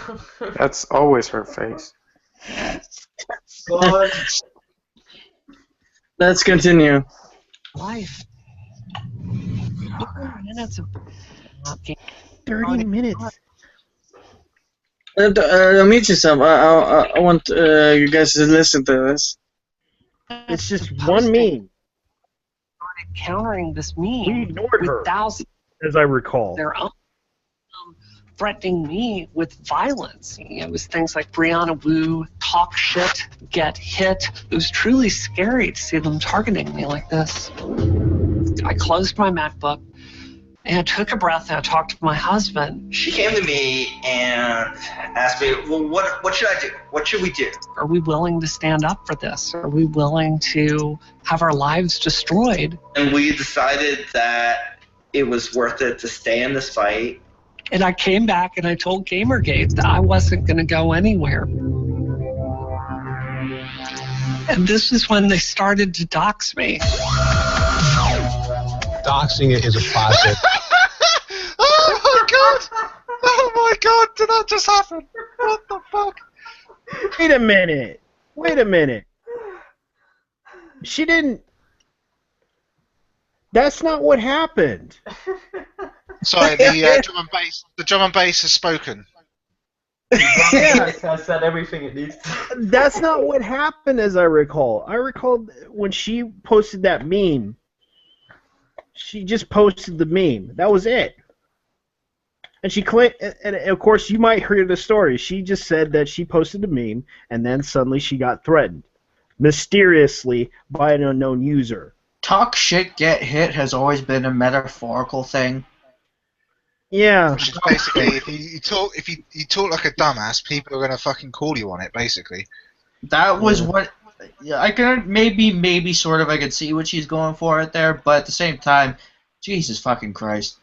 I know. Get a hold of yourself, woman. But dubstep wins all arguments. Yeah. It is a process where an actor or actress try to accept birth, where they live, where they work, to embarrass a person, to shame a person. It's a method of psychological warfare. The object is to make someone feel scared for their own safety. Within seconds, Gamergate sent me this message where you live, and they said your dead, mutilated corpse is going to be on the front. See, again, no a hashtag of Gamergate, and the only thing that's tangentially related to her is that it's Brianna in the title. Yeah. And never happened, obviously. Yeah. They're going to die too. I think she cleared that account. Oh no. Entirely possible, since we know she's done that before. See, rewatch this. She's gonna try to cry on TV. You don't know how that's going to affect you until you're sitting there and you're fearing for your own life. Oh my god! And then suddenly we realized you got threatened, and then you said you went out of your house, but you actually went to New York Comic Con. Oh my god! They had to get out of the house, but then they received a text message from the sniper who said he was going to shoot them. Oh yeah, oh yeah, because what happened That's how it was works. she went to New York Comic Con. She said that she went to New York Comic Con after that. It's like fearing for her life. Like she went to New York Comic Con, for Christ's sakes. That's generally the best idea, to go into the crowded places where, because no one's ever who's actually insane has ever blown up crowded places with people in them. That's never happened. Yeah, because I know they have security at New York Comic Con. I've been there. It's like they have like these guys with walkie-talkies walking around, making sure that everything's run smoothly. And of course, suddenly, bam! She believes that she's threatened. Then she comes back to her home, picking up her stuff, and then she does an interview at her home. I have to give a 10 out of 10 to this woman. No. She wasn't in her home. She was in hiding. She was in hiding, but you find out it was her home. 10 out of 10 on being a victim. Yeah, it's like this whole thing was all a big Playing a victim, 10 out of 10. Playing the victim so she can get more money. 12 out of 10 at shit that never happened.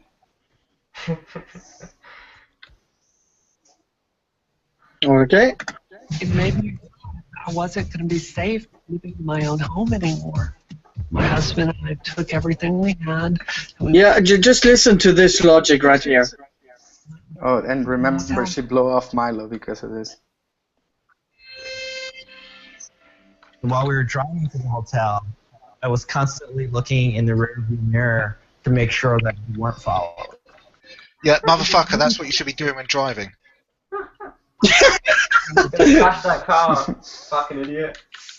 At night, as soon as the sun went down, we would not feel safe in our own home. Oh my god. Changed this suddenly. And then suddenly we got worse and got attacked. We got emails saying we're cunts. Yeah, and I turned emo after that. I thought that I was going to die. One time I looked at Twitter, 6 specific death threats for me. So that's what you're doing when you're on the run. Hey, Twitter, motherfuckers! Untitled, I'm gonna get you set up with voice mute again, because this crappy audio is triggering me. Oh, sorry. But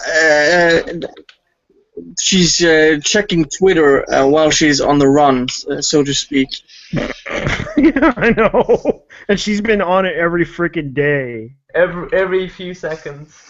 Every few seconds. Whenever someone talks shit about her or brings up something about her, she has to say something about it. I'm being harassed and threatened. Leave me alone. By the way, here's my exact Twitter. I haven't turned off my I don't know. Did she ever? You know, Twitter does that location thing where I have no idea. I don't follow her, look at her tweets, but I don't know if that's on or not when she was doing this. Because obviously, if it's on, then that would mean that her location was being tweeted out with every tweet as well.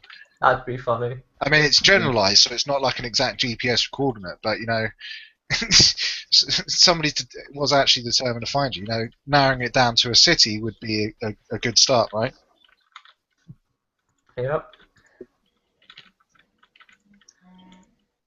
Yep. It's actually pretty accurate, the Twitter location too. Immediately. It depends. It can even go by location. There to hurt us. And the police's response to me was to simply stay off my electronic devices. It's like she's holding phone.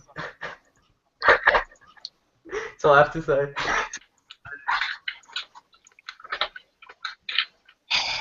I can say that for a lot of people. If you come down walking the street with a slab in front of your face, I'm going to walk in your direction. Because I'm fucking tired of that shit. So, yes, maybe you should just turn off the electronic devices for your own sanity. Well, I had a friend who was crossing the road, staring at his DS, not looking, and the car almost hit him. Good. You And I wake told up him in he a was a dark fucking room. idiot. But, you know, You see Brianna. that doesn't really do anything. He still does it.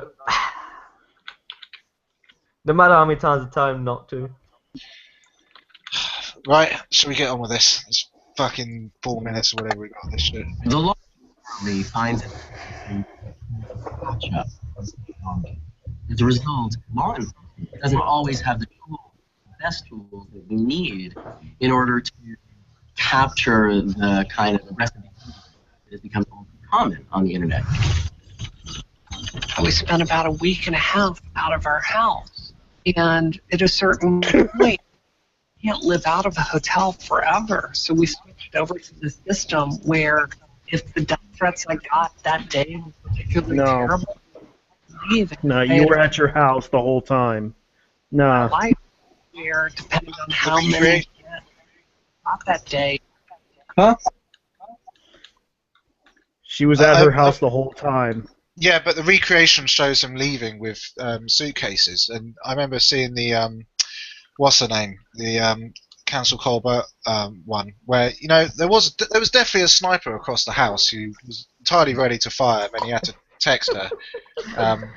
Yes, over a tweet. Someone's willing to take that amount of effort, take specialized sniper training, just to set up across the street, just to intimidate a person over a fucking tweet. You gotta realize how ridiculous this whole thing sounds to a reasonable person. It's ridiculous. It's more ridiculous when you realise the fact that people take reconstructions like this seriously. So if they see that in a reconstruction, they're going to assume that's actually what happened. Yeah. Yeah. This is why media bias count. This is why media bias matters, people. Fuck. Yeah, and according to this, she was at the Jarvis Center on October 8th through 11th in 2014.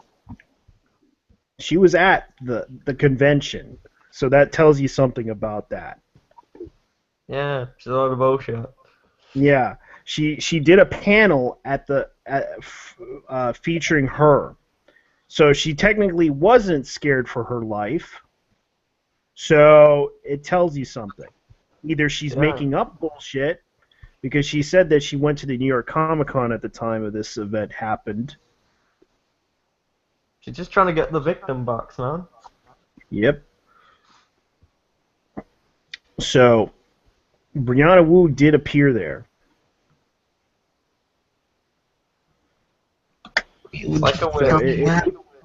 If she said that she's fearing for her life. You motherfuckers are going to stop not speaking for a while because it's just going to confuse Andredal. Because obviously his audio let's go ahead. routing Let's go ahead doesn't fucking work. All right, let me go.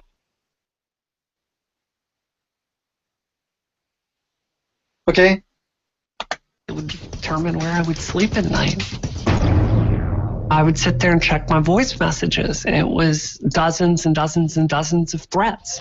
I'm coming to your house right now. I will slit your throat, stupid little whore. I was also getting video. It's our high priest for the death omen on Brianna Wu's life, and we are going to finish the fight. We're going to deal with this vigilante style. When we go bloodthirsty on these fascists. Gamergate targeted me because I decided to say, we are not going to quit. There was one day at my office, people start calling my phone, alerting me that this terrible man using an alias was threatening very violence to me. He was there with an accomplice with guns in the car, driving to my house to kill me. And then moments later, this man himself sent me a very specific, terrifying video. This is my car, and now the piece of shit is crashed. It crashed his car. You stop it right there. Didn't we discredit this? Yeah, we can discredit this because Jason Connors of all people. Wasn't that from a cringe video? Yeah, but the funny thing was that guy threatened Brianna Wu over street racing. Brianna Wu with street racing. He wanted to challenge Brianna Wu to a street race. That's brilliant. Yeah, threatened Brianna Wu with street racing. But here's the thing. The guy did fucking threaten her, but it wasn't Gamergate. This guy was not controlled by a Gamergate highbind. The guy did. It's so threatening. But the guy made some threatening-ish videos. I mean, if you're a reasonable person, you got sent those, and you didn't know what the fucking internet was. I would bet you would be fucking frightened out of your mind. The guy did this, but it wasn't fucking Gamergate. I wouldn't really be scared to know my actual location. The guy said he was claiming that he was the leader of Gamergate. It was which highlights how ridiculous it was. It wasn't like there wasn't like a whole body of Gamergate that said, "Okay, you threaten her and make her feel uncomfortable." Okay, we're gonna direct you. We all know. I've got minutes for that meeting. I can in fact confirm that we did have a meeting on that, and I've got the minutes for that meeting, and I will be sending them to SyFy. I'll be asking for witness protection. I'll be asking for witness protection. And I actually watched the live stream of Jace Connors. He actually said that this whole thing was a hoax. We know that the leader of Gamergate is there's going to be consequences. Didn't something happen to him? Wasn't he fucking arrested? He got found out and got arrested for it. Good. I'm actually saying good. Like, a guy does something this fucking stupid. Like, fuck him. Fuck him to death. We know that the leader of Gamergate is JT Vega. Yeah, just saying. He's got the resource to prove it. Yeah, I know what you're saying. I can't stand these fucking type of retards. It's like, okay, you do that, whatever. Goddamn, you fucking idiots. You do this type of shit. There are going to be consequences, and fine, go ahead, do it. Be that fucking retarded. Tip for anyone out there: people making death threats generally, they're threats that have no backup to them whatsoever. It's just to get attention. But they have to realize that every time they do something this fucking stupid, like, they have to realize there's blowback on innocent fucking people too. No, they obviously don't. I mean, it's stupid. They don't care. That's the point. You not get the point of people. Just a different type of attention war. It's just a different type of attention. Well, it reminds me. Brianna Wu once got sent this copy pasta of the Marine sniper fucking. Oh my god! Yes, I remember that shit. Okay. If you're, I had never heard of this thing before, so I read it myself. Like, God, if I was sent this on Twitter, I would actually be fucking scared for my fucking life. I'll be fucking laughing my head off. Oh my god, that shit is. I'll be laughing my head off. Here's the thing. I don't give a shit if you know where it comes from. Something like that sent to anyone would make them fucking concerned for their life. So, of course, I would actually advocate that the troll in that instance be hunted the fuck down, sat down, and fucking get the living shit beaten out of him for his fucking stupidity. Like, I don't give a fuck what you were doing for the lulz or anything. You do something like that, I will fucking beat you the fuck up myself. Yeah, would you do that to Pterodax? No. I don't know what you're talking about. I don't know who that is. I don't know who that is. We got him. I don't know who that is. He's the guy that's been trying to troll both sides of the argument and started shit. Well, yeah, if he was right in front of my face, I fucking knew where he was. Well, the thing is, Jace Connors was pretending to be part of Gamergate, and the whole thing was a hoax. And basically, she was using this as as a threat. Well, here's the thing. Like, she doesn't exactly have a back channel or like a red line to any major figures in Gamergate, and she can ask, "Hey, is Gamergate responsible for this?" And they can answer in the negative. It's not like she's totally isolated in her own little world, so she takes everything at face value. I don't think she necessarily knew that this was a hoax. I think she genuinely did feel a bit threatened, and that's why I think this fucking asshole deserves to go to jail for a very long fucking time. Because he was an idiot. Well, here's the thing. It was all a hoax. It was all a prank. It doesn't matter. It doesn't fucking matter if it's a hoax. Yeah, but that's like with the complete cancer that is YouTube hoax videos, and it's shit like that, and it's like, no, saying it's a prank or a hoax is not an excuse for going out to the street and randomly pissing people off or shit like that. I agree. Do you remember those hoax videos where people would go into a supermarket, grab some jugs of milk, and pretend to trip and fucking spill all over the floor? Yeah. You know you can actually get charged for criminal mischief for that sort of shit? Yeah. Just because you say it's a hoax or a prank doesn't fucking give you the excuse to actually do shit like that.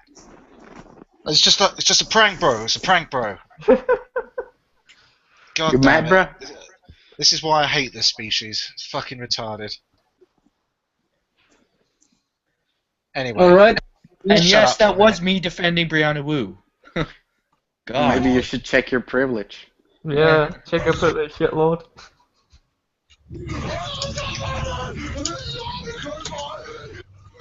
I wanted to go street racing in a Prius. Lunatic. Die. We delivered justice to me, and made me so helpless. One of the hardest things about being targeted with this kind of harassment is you constantly that people around you are targeting you. We worry all the time about people following us. We worry about strange cars parking on our street. I have this fear that it's Gamergate going to hurt me. Who the fuck is making all that noise? Yeah, it's fucking impossible to know what the fuck is going on. Just mute everyone.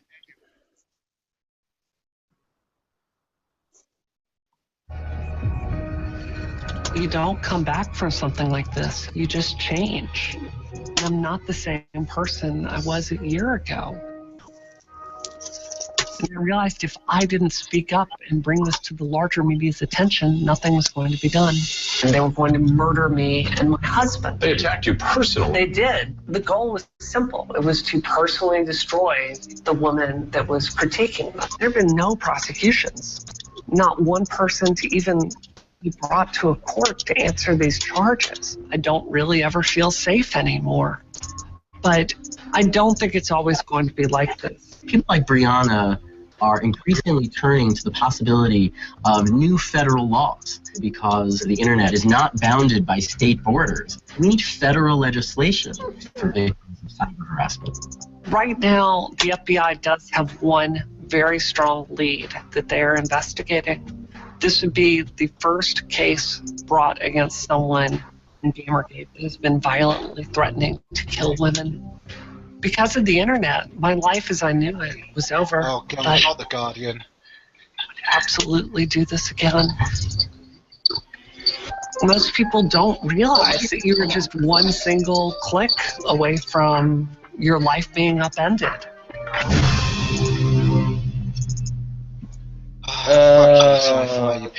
That last sentence just makes you go, okay. First of all, shut the fuck up.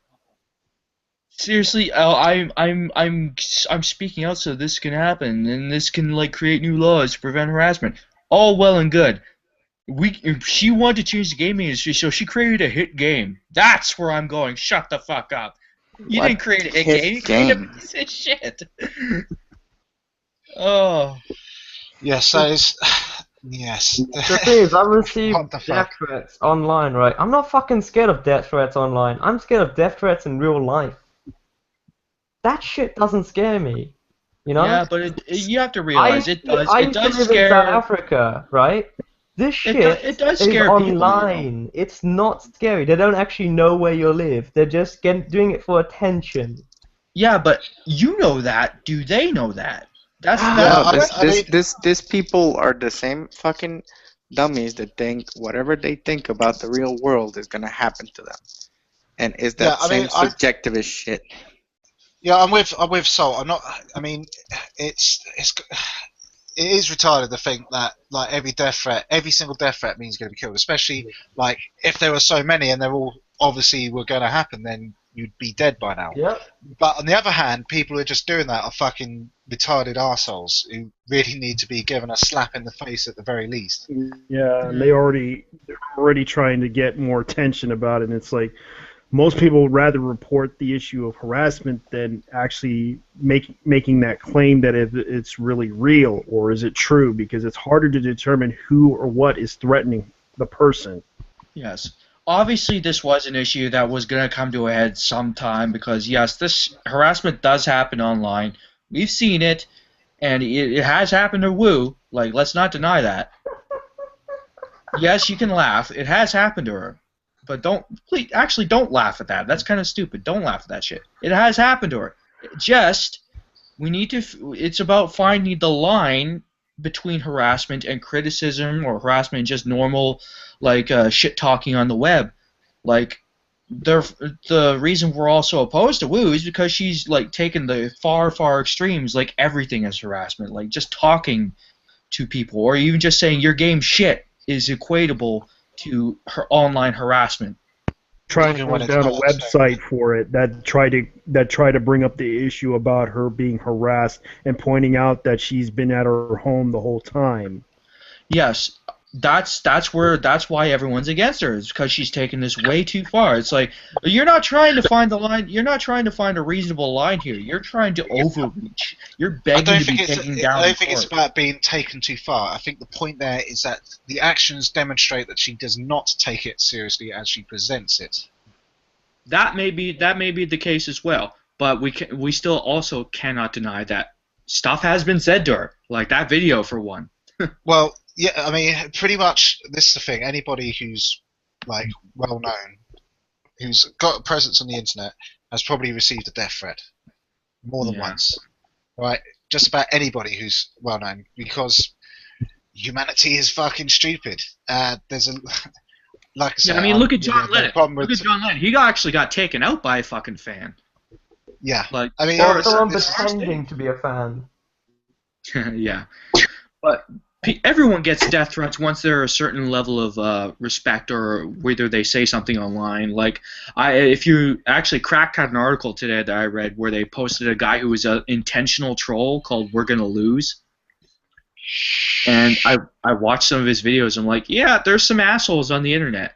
There will always be assholes on the internet, and you can't make them go away, no matter how much you want to, or even want to try to. The key is, like, how do we as a society, like, reach into the internet and regulate this sort of stuff? How do we reasonably go into the internet and, like, Twitter or Reddit or whatever, wherever, and say, you know what, we're not taking this shit anymore? And where do you draw the line? Do you draw the line at, oh, someone just saying a merely, even a vaguely negative thing about someone, is that harassment? Kyle, this is what you do, okay? You gotta vote Trump. Something interesting happened, and then make America great again, then profit. With about 2 or 3 steps in between that we don't know what the fuck are, but hey, vote Trump. Make America great again. Something interesting happens, profit. Something, Very something, simple. profit. Something, make America great again. But yeah, I've actually been threatened in real life, right? Someone came up to me, right? I was at school, and this person was much bigger than me, right? They said that they were going to kill me, and I said, go ahead, there's cameras everywhere here. You won't fucking do it. And they said, no, I won't, there's cameras here. And then they walked away. So, like, no, I won't, there's cameras here. Boy. Yeah. Well, this is the thing. Like, but why are death and rape threats used? The simple reason, of course, is it's basically it's basically if you're gonna if you have the intellectual capacity of a slightly retarded snail, then this is basically all you've got to work with. Slightly retarded snail, Retarded. not fully retarded snail, a slightly retarded snail. Still got to be able to move about. It's a snail. It doesn't move anyways. Yeah, it does. I've had like hardly. No. Check your mollusk privilege. Oh. The snail moves. I had some snails in the back of my garden in South Africa. They moved. I believe the point remains is that generally the general level of discourse on the internet is such a low tier level. It's, as you say, Carl. You'd have to raise the general standard of humanity, which I don't see happening anytime soon. So yeah, but then exactly. that's my problem to deal with alone, being at the god tier level of intellect that I am. No, you just have a cool accent. That means, yeah. Stop trying to chat me up. Have you guys ever watched The Dose of Buckling? Certainly have. Canadian piece of shit. I'm gonna kill him. That's not a threat. I've got the ticket to Toronto. It's gonna happen. And you know what? That reminds me. Hey, Channel Awesome. Those guys like Todd in the Shadows, like Lindsay Ellis, and that fucking Dan Olson, like paper bag fucking guy. Like, are they still around? Because I haven't seen much from them, like out there. Only really much from Doug Walker. The rest of them not so much. Good. Yeah, they haven't really done many videos lately. They just basically are ignored. They got taken out by the potato army. You know, I actually had a chat with Todd in the Shadows once over Gamergate, and he called me one of the Gamergaters that is not an asshole. And then he subscribed to the Blockbot, and I couldn't find his videos anymore on Twitter. So I was like, you know what? I'm not gonna watch your videos. So he probably lost a lot of money on that. It's so retarded. It's like, obviously, right, Todd is very paranoid. That's the problem. Because he thinks that everyone that's on Chan is going to kill him. And it's like, no. It's like he thinks that everyone in the Chan is going to kill him because he's whining about the fact that he's playing on a piano in the freaking shadows and wondering if someone's going to show up and slit his throat. No, that's not going to happen. I would like to know how many confirmed cases there are of somebody actually following through with a death threat on the internet. Yeah. Because, I mean, you've got to consider all the factors involved. It is a worldwide communication system.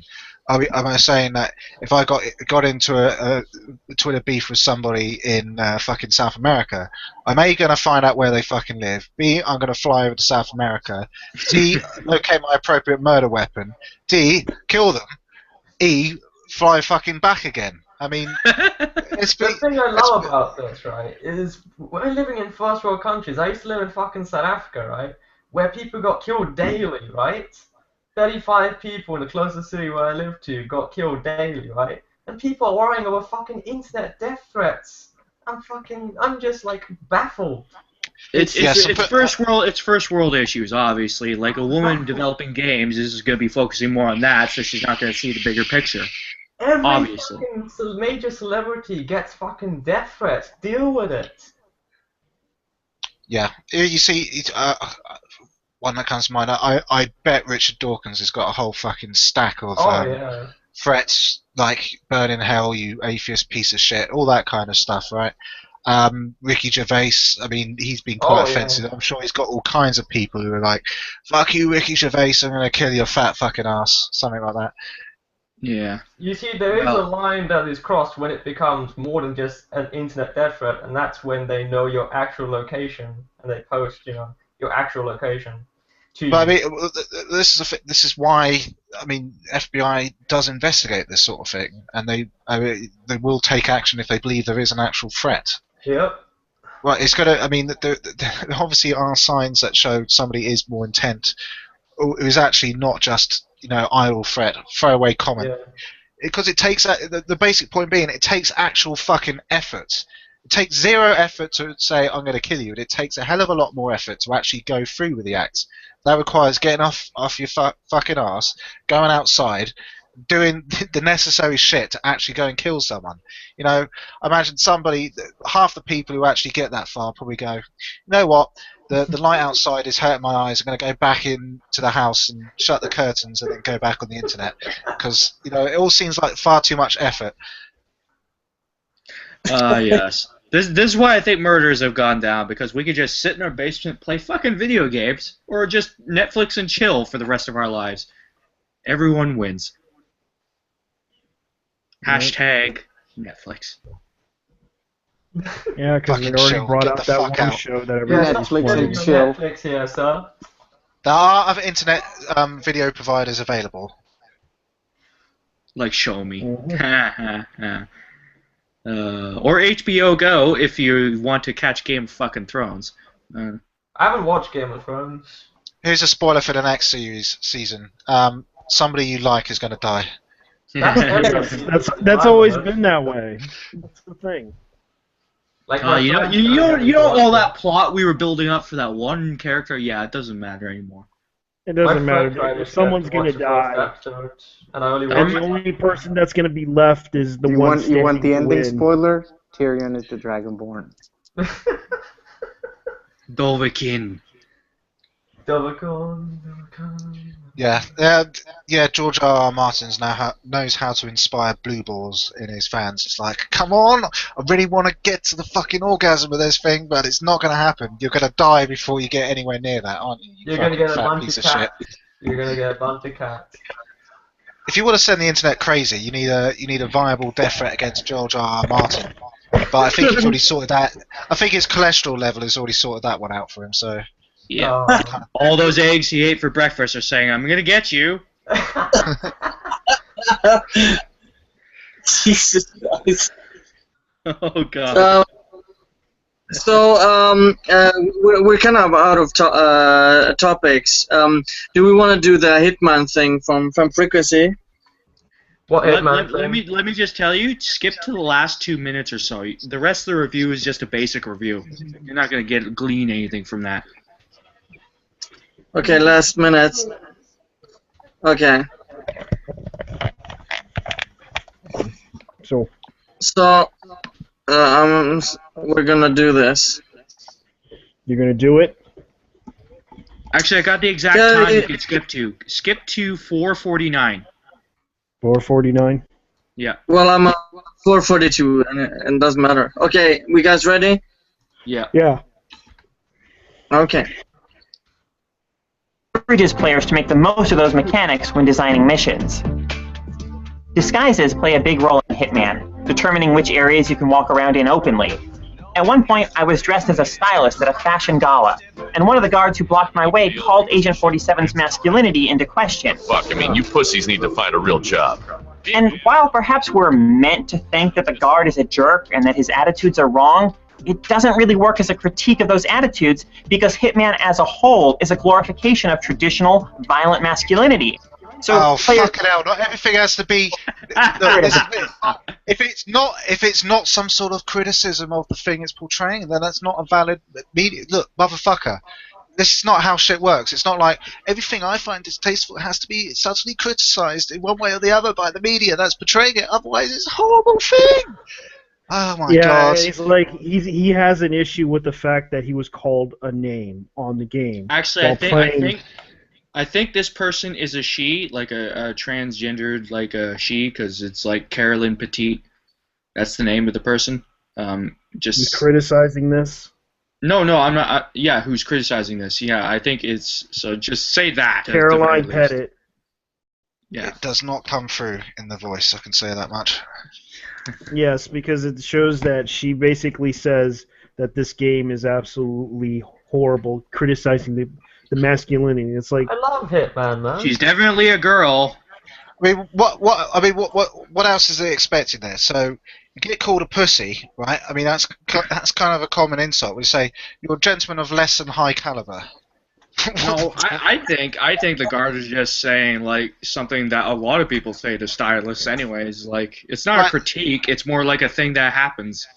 Sir, I find your lack of adherence to my standard of masculinity to be impugning upon my local proximity. So I'd be very glad if you would now vacate from the local proximity of my visual aura, because I am being triggered, sir. Yes, sir, I am being triggered by your appearance.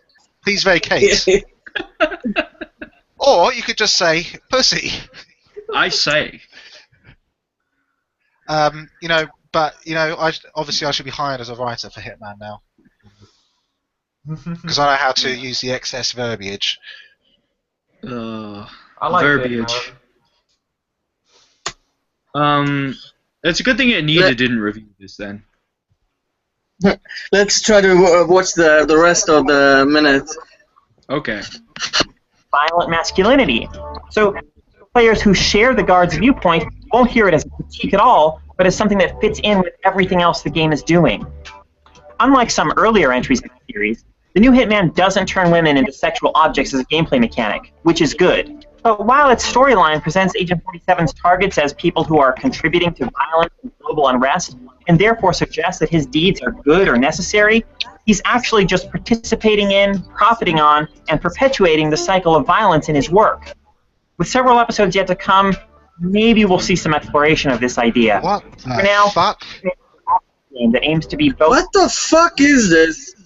He's perpetrating the cycle of violence in his work. He's a fucking hitman. Yeah, this is that's his job. I've been pouring my job where I assassinate people for money. Hey! I bought this pair of scissors, right? And it cut the fucking paper. I didn't want that. I didn't want the scissors to cut the fucking paper. I think the saying is like Hitman should have an existential crisis. It's like, I'm killing people for money, and I've been raised to do this. And I've been thinking, it's bad, and I really shouldn't do it anymore. No, I don't want to kill people for money anymore. You see, previous games in the series actually did sort of explore this kind of. They also didn't make all women into sex objects in the game, because Diana, hello, is your fucking boss. Yep. I mean, for God's sakes, like, if a game is against women, why does it have a woman in a position of high power who's not sexualized in, well, sort of in Hitman Absolution, but it's like a tiny bit. It's not even. It's not like your character. You've got to know by now there is literally nothing that there's no way you can portray a woman that they would not find a problem with. Yeah, I know. People come after you for being nice as fuck. The woman's a boss. Why isn't she out there on the field killing people? Or the woman's killing people. Why is she out there perpetrating male toxic behaviour? Toxic masculinity. Pepper the fucking pig. Let's finish this. Daddy Pig was too mean. That's racist. Even though he's the nicest one. It doesn't make any sense. Fucking Guardian. Press play. Oh, there was more? Okay. Elegant and goofy, both human and mechanical. And in trying to do so many things, it doesn't fully succeed at any of them. I live in that world. Jesus Christ. And I can see that they changed the voice actor. That's not so bad. Post-production right there. I'm sure. That was my response. Thoughts? It's bollocks. Trust me, the rest of the review is just a standard review, and she doesn't really do a terribly great job at reviewing a game, but, it's just a review until that last 2 minutes where you're like, oh, the whole game celebrates toxic masculinity. I'm like, oh, for fuck's sakes. You were doing so well until the last minute. You just had to fuck it up. You were doing so well. It wouldn't matter either way. I think most of that review is pretty shit. To the point where it's like, okay, at the end of this whole game, all of it was sexist and racist and stereotypically criticizing the male stereotype and everything. It's like it wasn't what I wanted in a game to be. I didn't want this Hitman game to be about a hitman. I wanted this game to be about a guy who ran around hugging people and saying, you're just fine the way you are. I agree. You are. I agree. It's like they want a game. They want a game that basically is about a gay man hugging people. That's giving pretty flowers. much. Don't forget the flowers. You know, he wouldn't even have to be gay. He wouldn't even have to be gay. Come on, guys. He would just have to be just some random schmo going around giving free hugs to everybody. Yes, we should make a video. You know what? Get an indie developer to make this game. Get some hugging simulator. Yes, the hugging simulator to basically make a gay man hug everybody. And could it just be called Gone Hog? Something like that, yeah. That was the shittiest fucking thing I've ever heard. It's so funny. That was awesome. It seems like indie developers need to develop this game about hugging because it seems like they need to emotionally express some type of feeling that they need to do. They need to get some angst out with some. They need to go fucking outside. Actually, surprisingly enough, I think Anita does get a lot of sun. It's just it's definitely go outside. It's definitely not in doing production on her videos because she abandoned. She didn't even get halfway through Tropes versus Women before deciding to go on a new fucking venture. I mean, let's talk about that for a second. That was fucking stupid. Didn't you do what do you say? Stupid? Define your terms, because as far as I can tell, it's a genius move. Because nobody who's backing her seems to give a shit, and they want to give her more money. I think isn't that campaign only halfway funded though? With 30 days to go. Last I checked, I think it was 70-something thousand. Yeah, actually, it's at 80,000 now. Right. Well, I believe that last I checked, the Amazing Atheist one was 85 or something. So that's still ahead, which is a thing. Yeah, it seems that most people don't give a shit about third world countries. No, why would you when you've got to learn about not even. Okay, I got the amount. Hold on, it's $86,000 with 11 days left. She is fucked. She is done. Well, that depends. But hang on a second. Isn't the claim that all the episodes have been made and this is just for post-production? Yeah. I believe that's what it said. Yeah, that is the argument. You've made all the episodes. What the fuck are you needing $200,000 for post-production?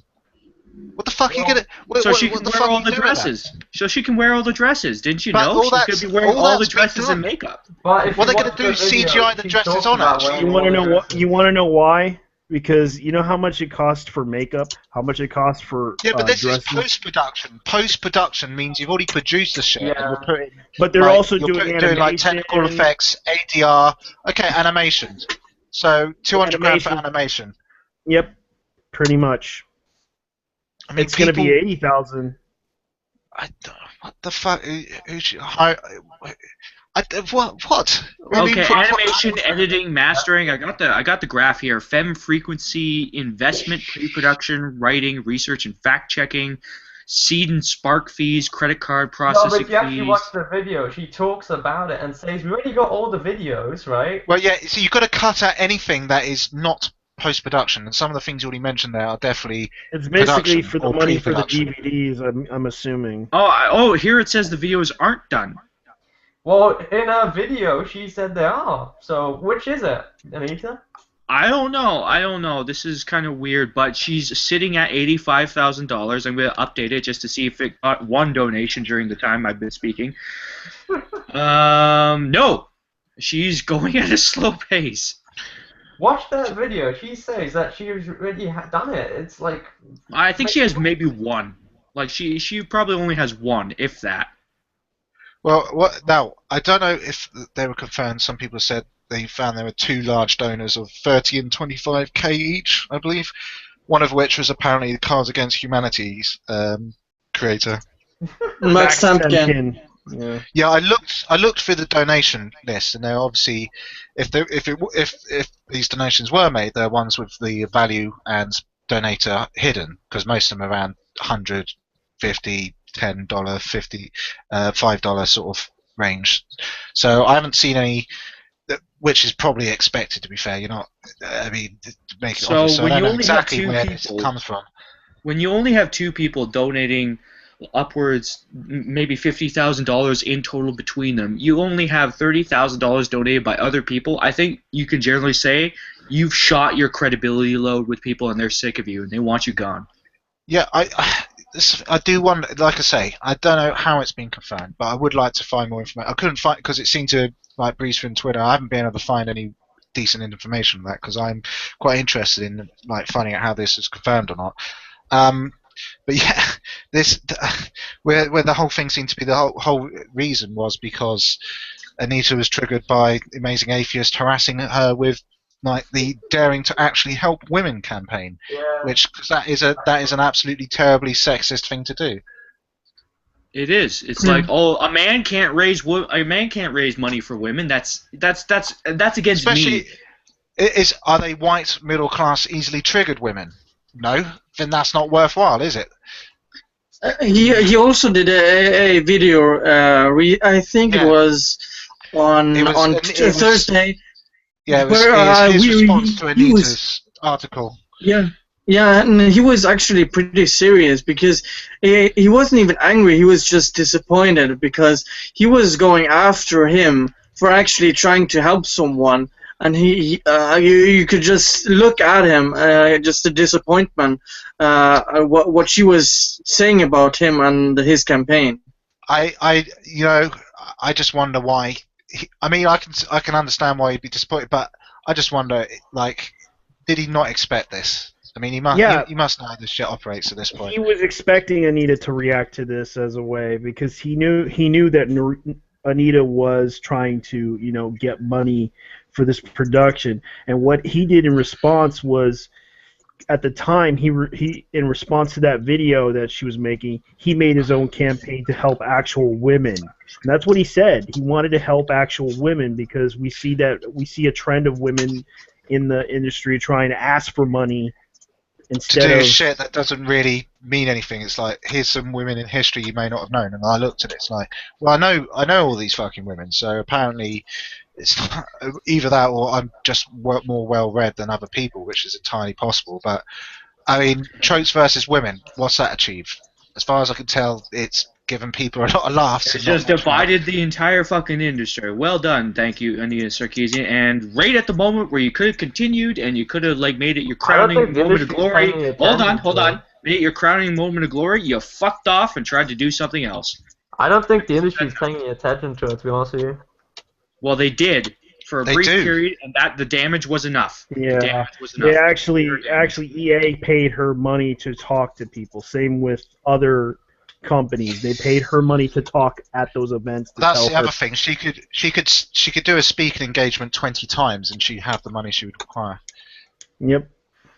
And there's no point in giving her the money when she actually is making a lot of money at speaking engagements, when she could have done herself with her own money, and yet she's doing this with post-production money, thinking, hey, donate to my project. I want you guys to help me donate to my dream project that I'm doing about women in history.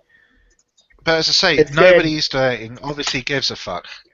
Yeah, and it's like, here's another thing. 2012 Choice versus Women started. 2012.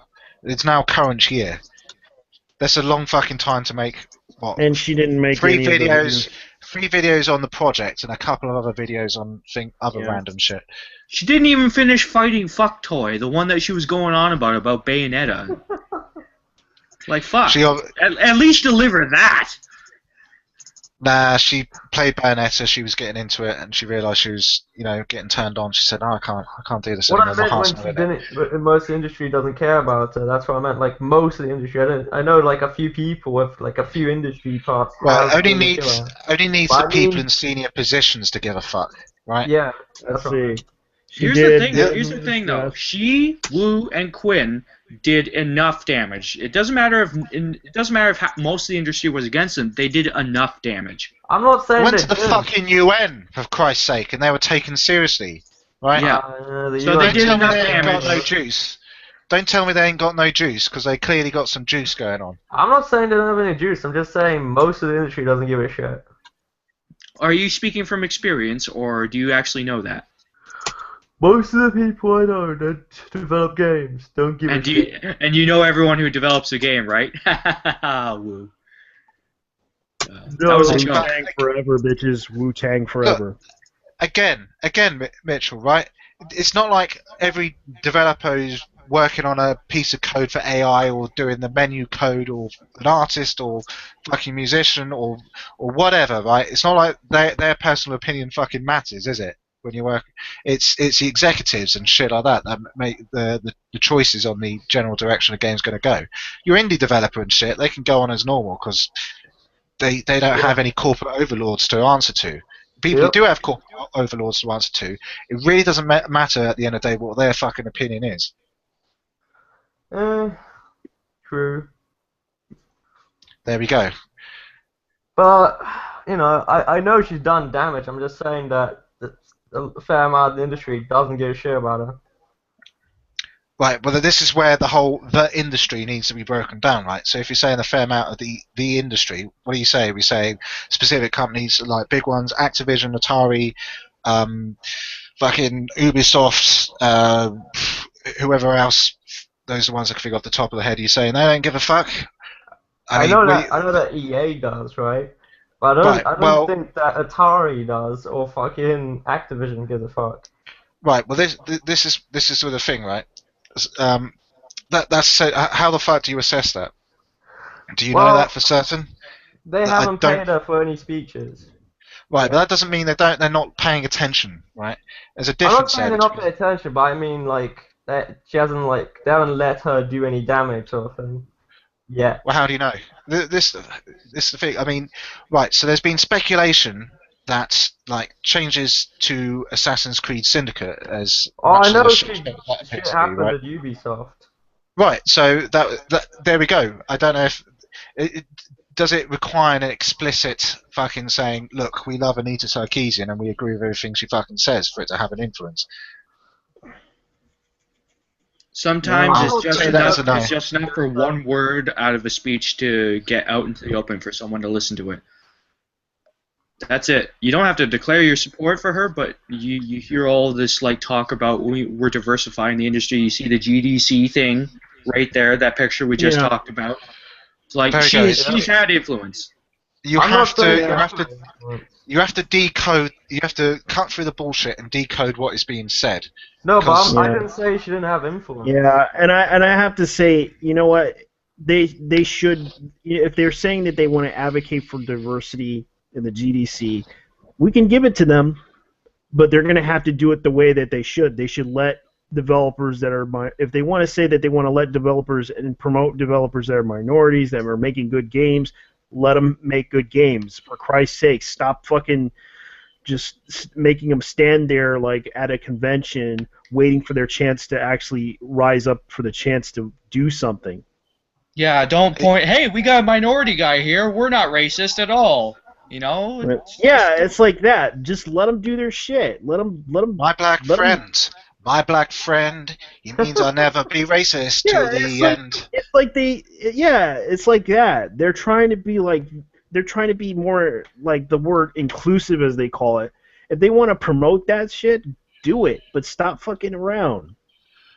It's retarded at the end of the day. I mean, I think most are probably aware of the essential flaws in the type of thinking that says, let's look at the demographics of the entire population of X, let's split it down. Ben would say that every job must be occupied by the same percentage of each demographic X, otherwise it's inherently biased.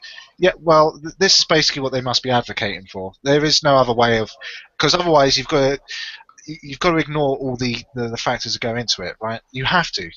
I mean, we need more women in tech. Women generally not expressing an interest in those things. I mean, I see plenty of women. When I went to university many a year ago, there were plenty of women there. They were all doing fucking medicine and biology and shit like that. They weren't in the computer science labs, I can tell you that much.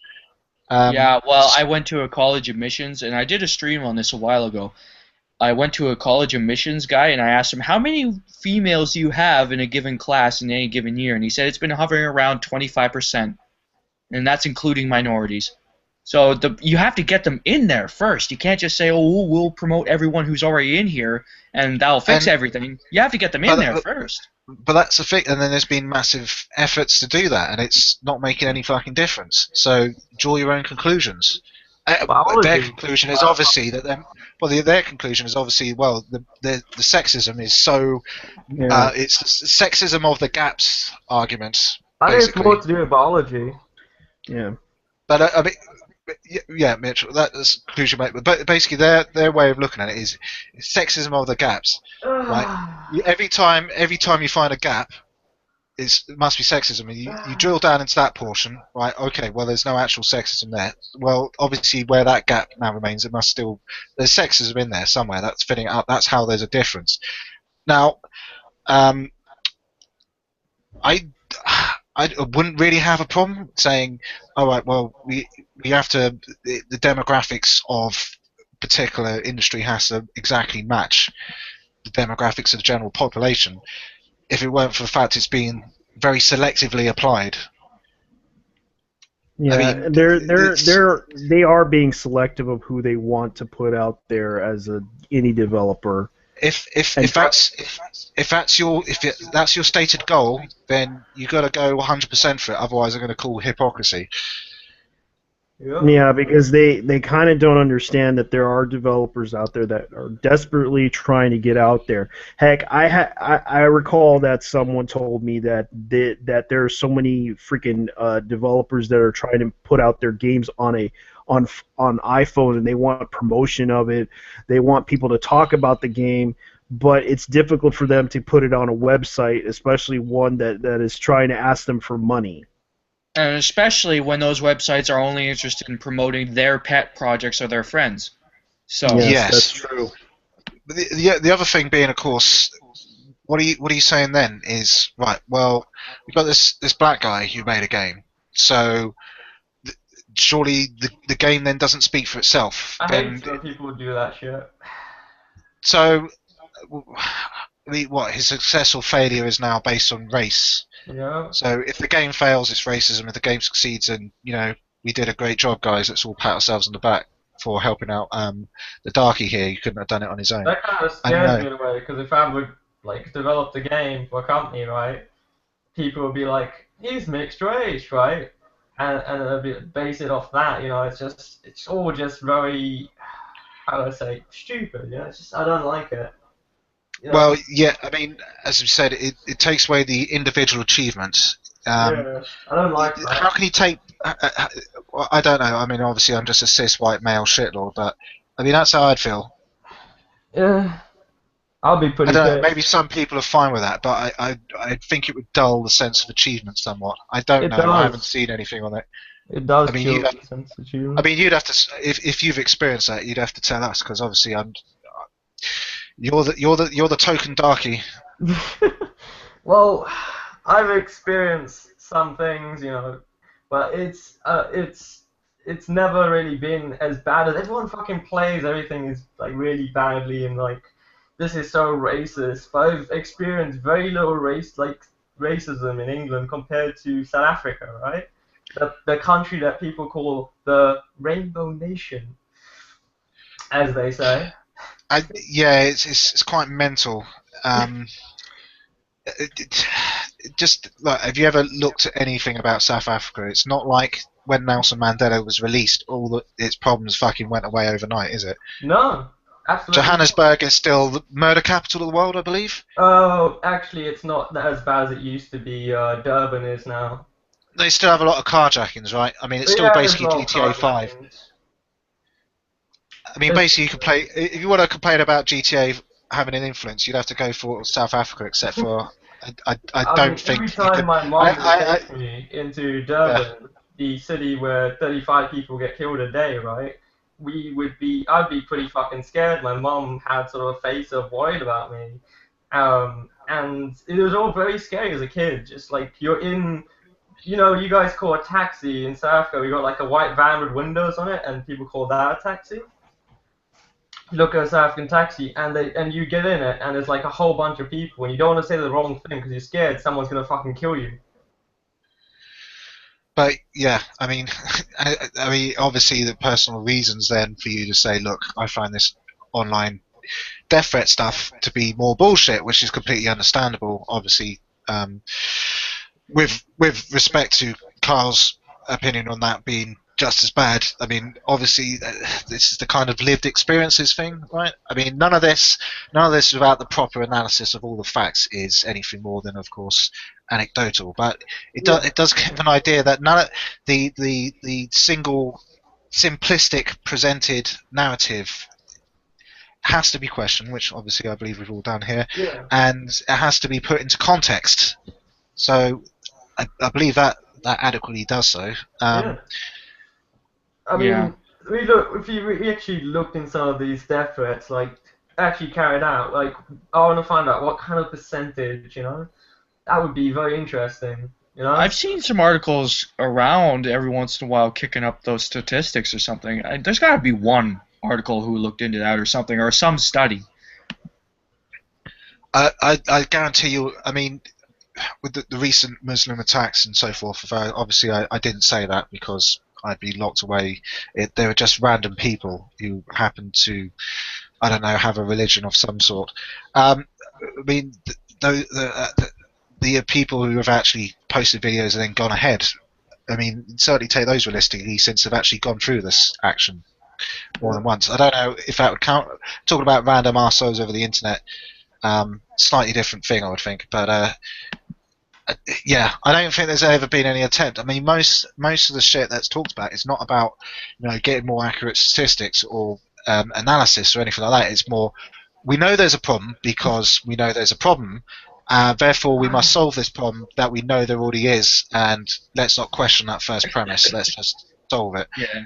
Which is kind of stupid. I want to honestly a scientific study, you know. That's what we have fucking offices of national statistics for. It's supposed to be gathering this shit. You can't possibly make good policy based upon faulty information.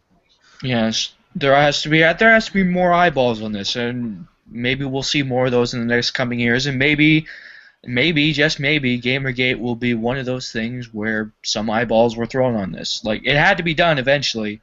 It was shitty that it had to be blamed on people like gamers, but you know, it had to happen eventually. Well, it was already happening beforehand, of course. You know, violence. Look, did they play video games? Obviously, Columbine was caused by video games because, you know, you couldn't have gone into any other random person in that school's house and found a video game console or a fucking computer with Doom on it. That would have been impossible. I mean, that's what we call confirmation bias right there. Yeah, well, all rapes and violent crimes have been going down since Doom's release, so I don't know what they're looking for there. I know.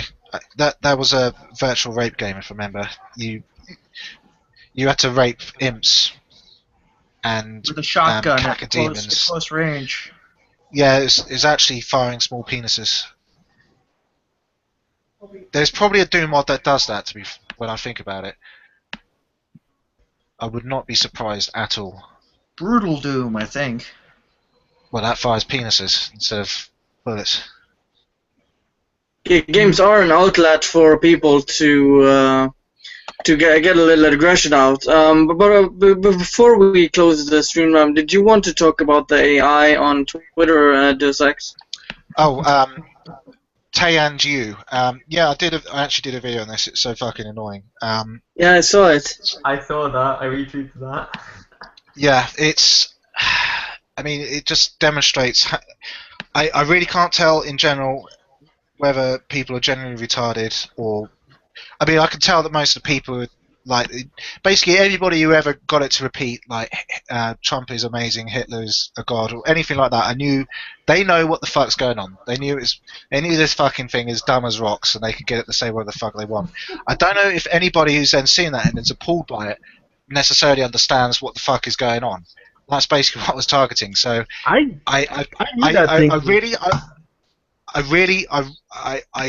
because as I said in my video, I think these people fail the Turing test if they believe this is going on.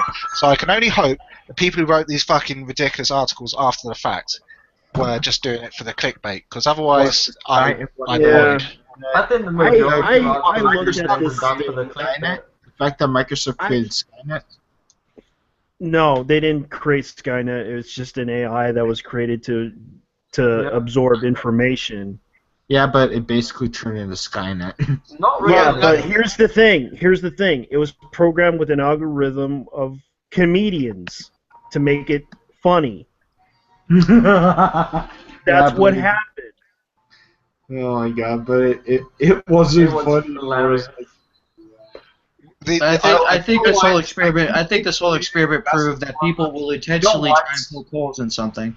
You know what? I went to the website. And it pointed out that it was programmed with impromptu comedians. Since I get that now, JT. I gotta say one thing about that. They basically just created the AR version of Max Sands. Not really Max Sands. It was more. It was more like something Max Sands would do. Well, yeah. I mean, yeah. The comedian part I didn't get, but yeah, it's you see the stock phrases it's coming out of, which I believe were because Microsoft was saying like we wanted this chat to a millennial. So the first thing, if I was around 20 years old, I'd be fucking.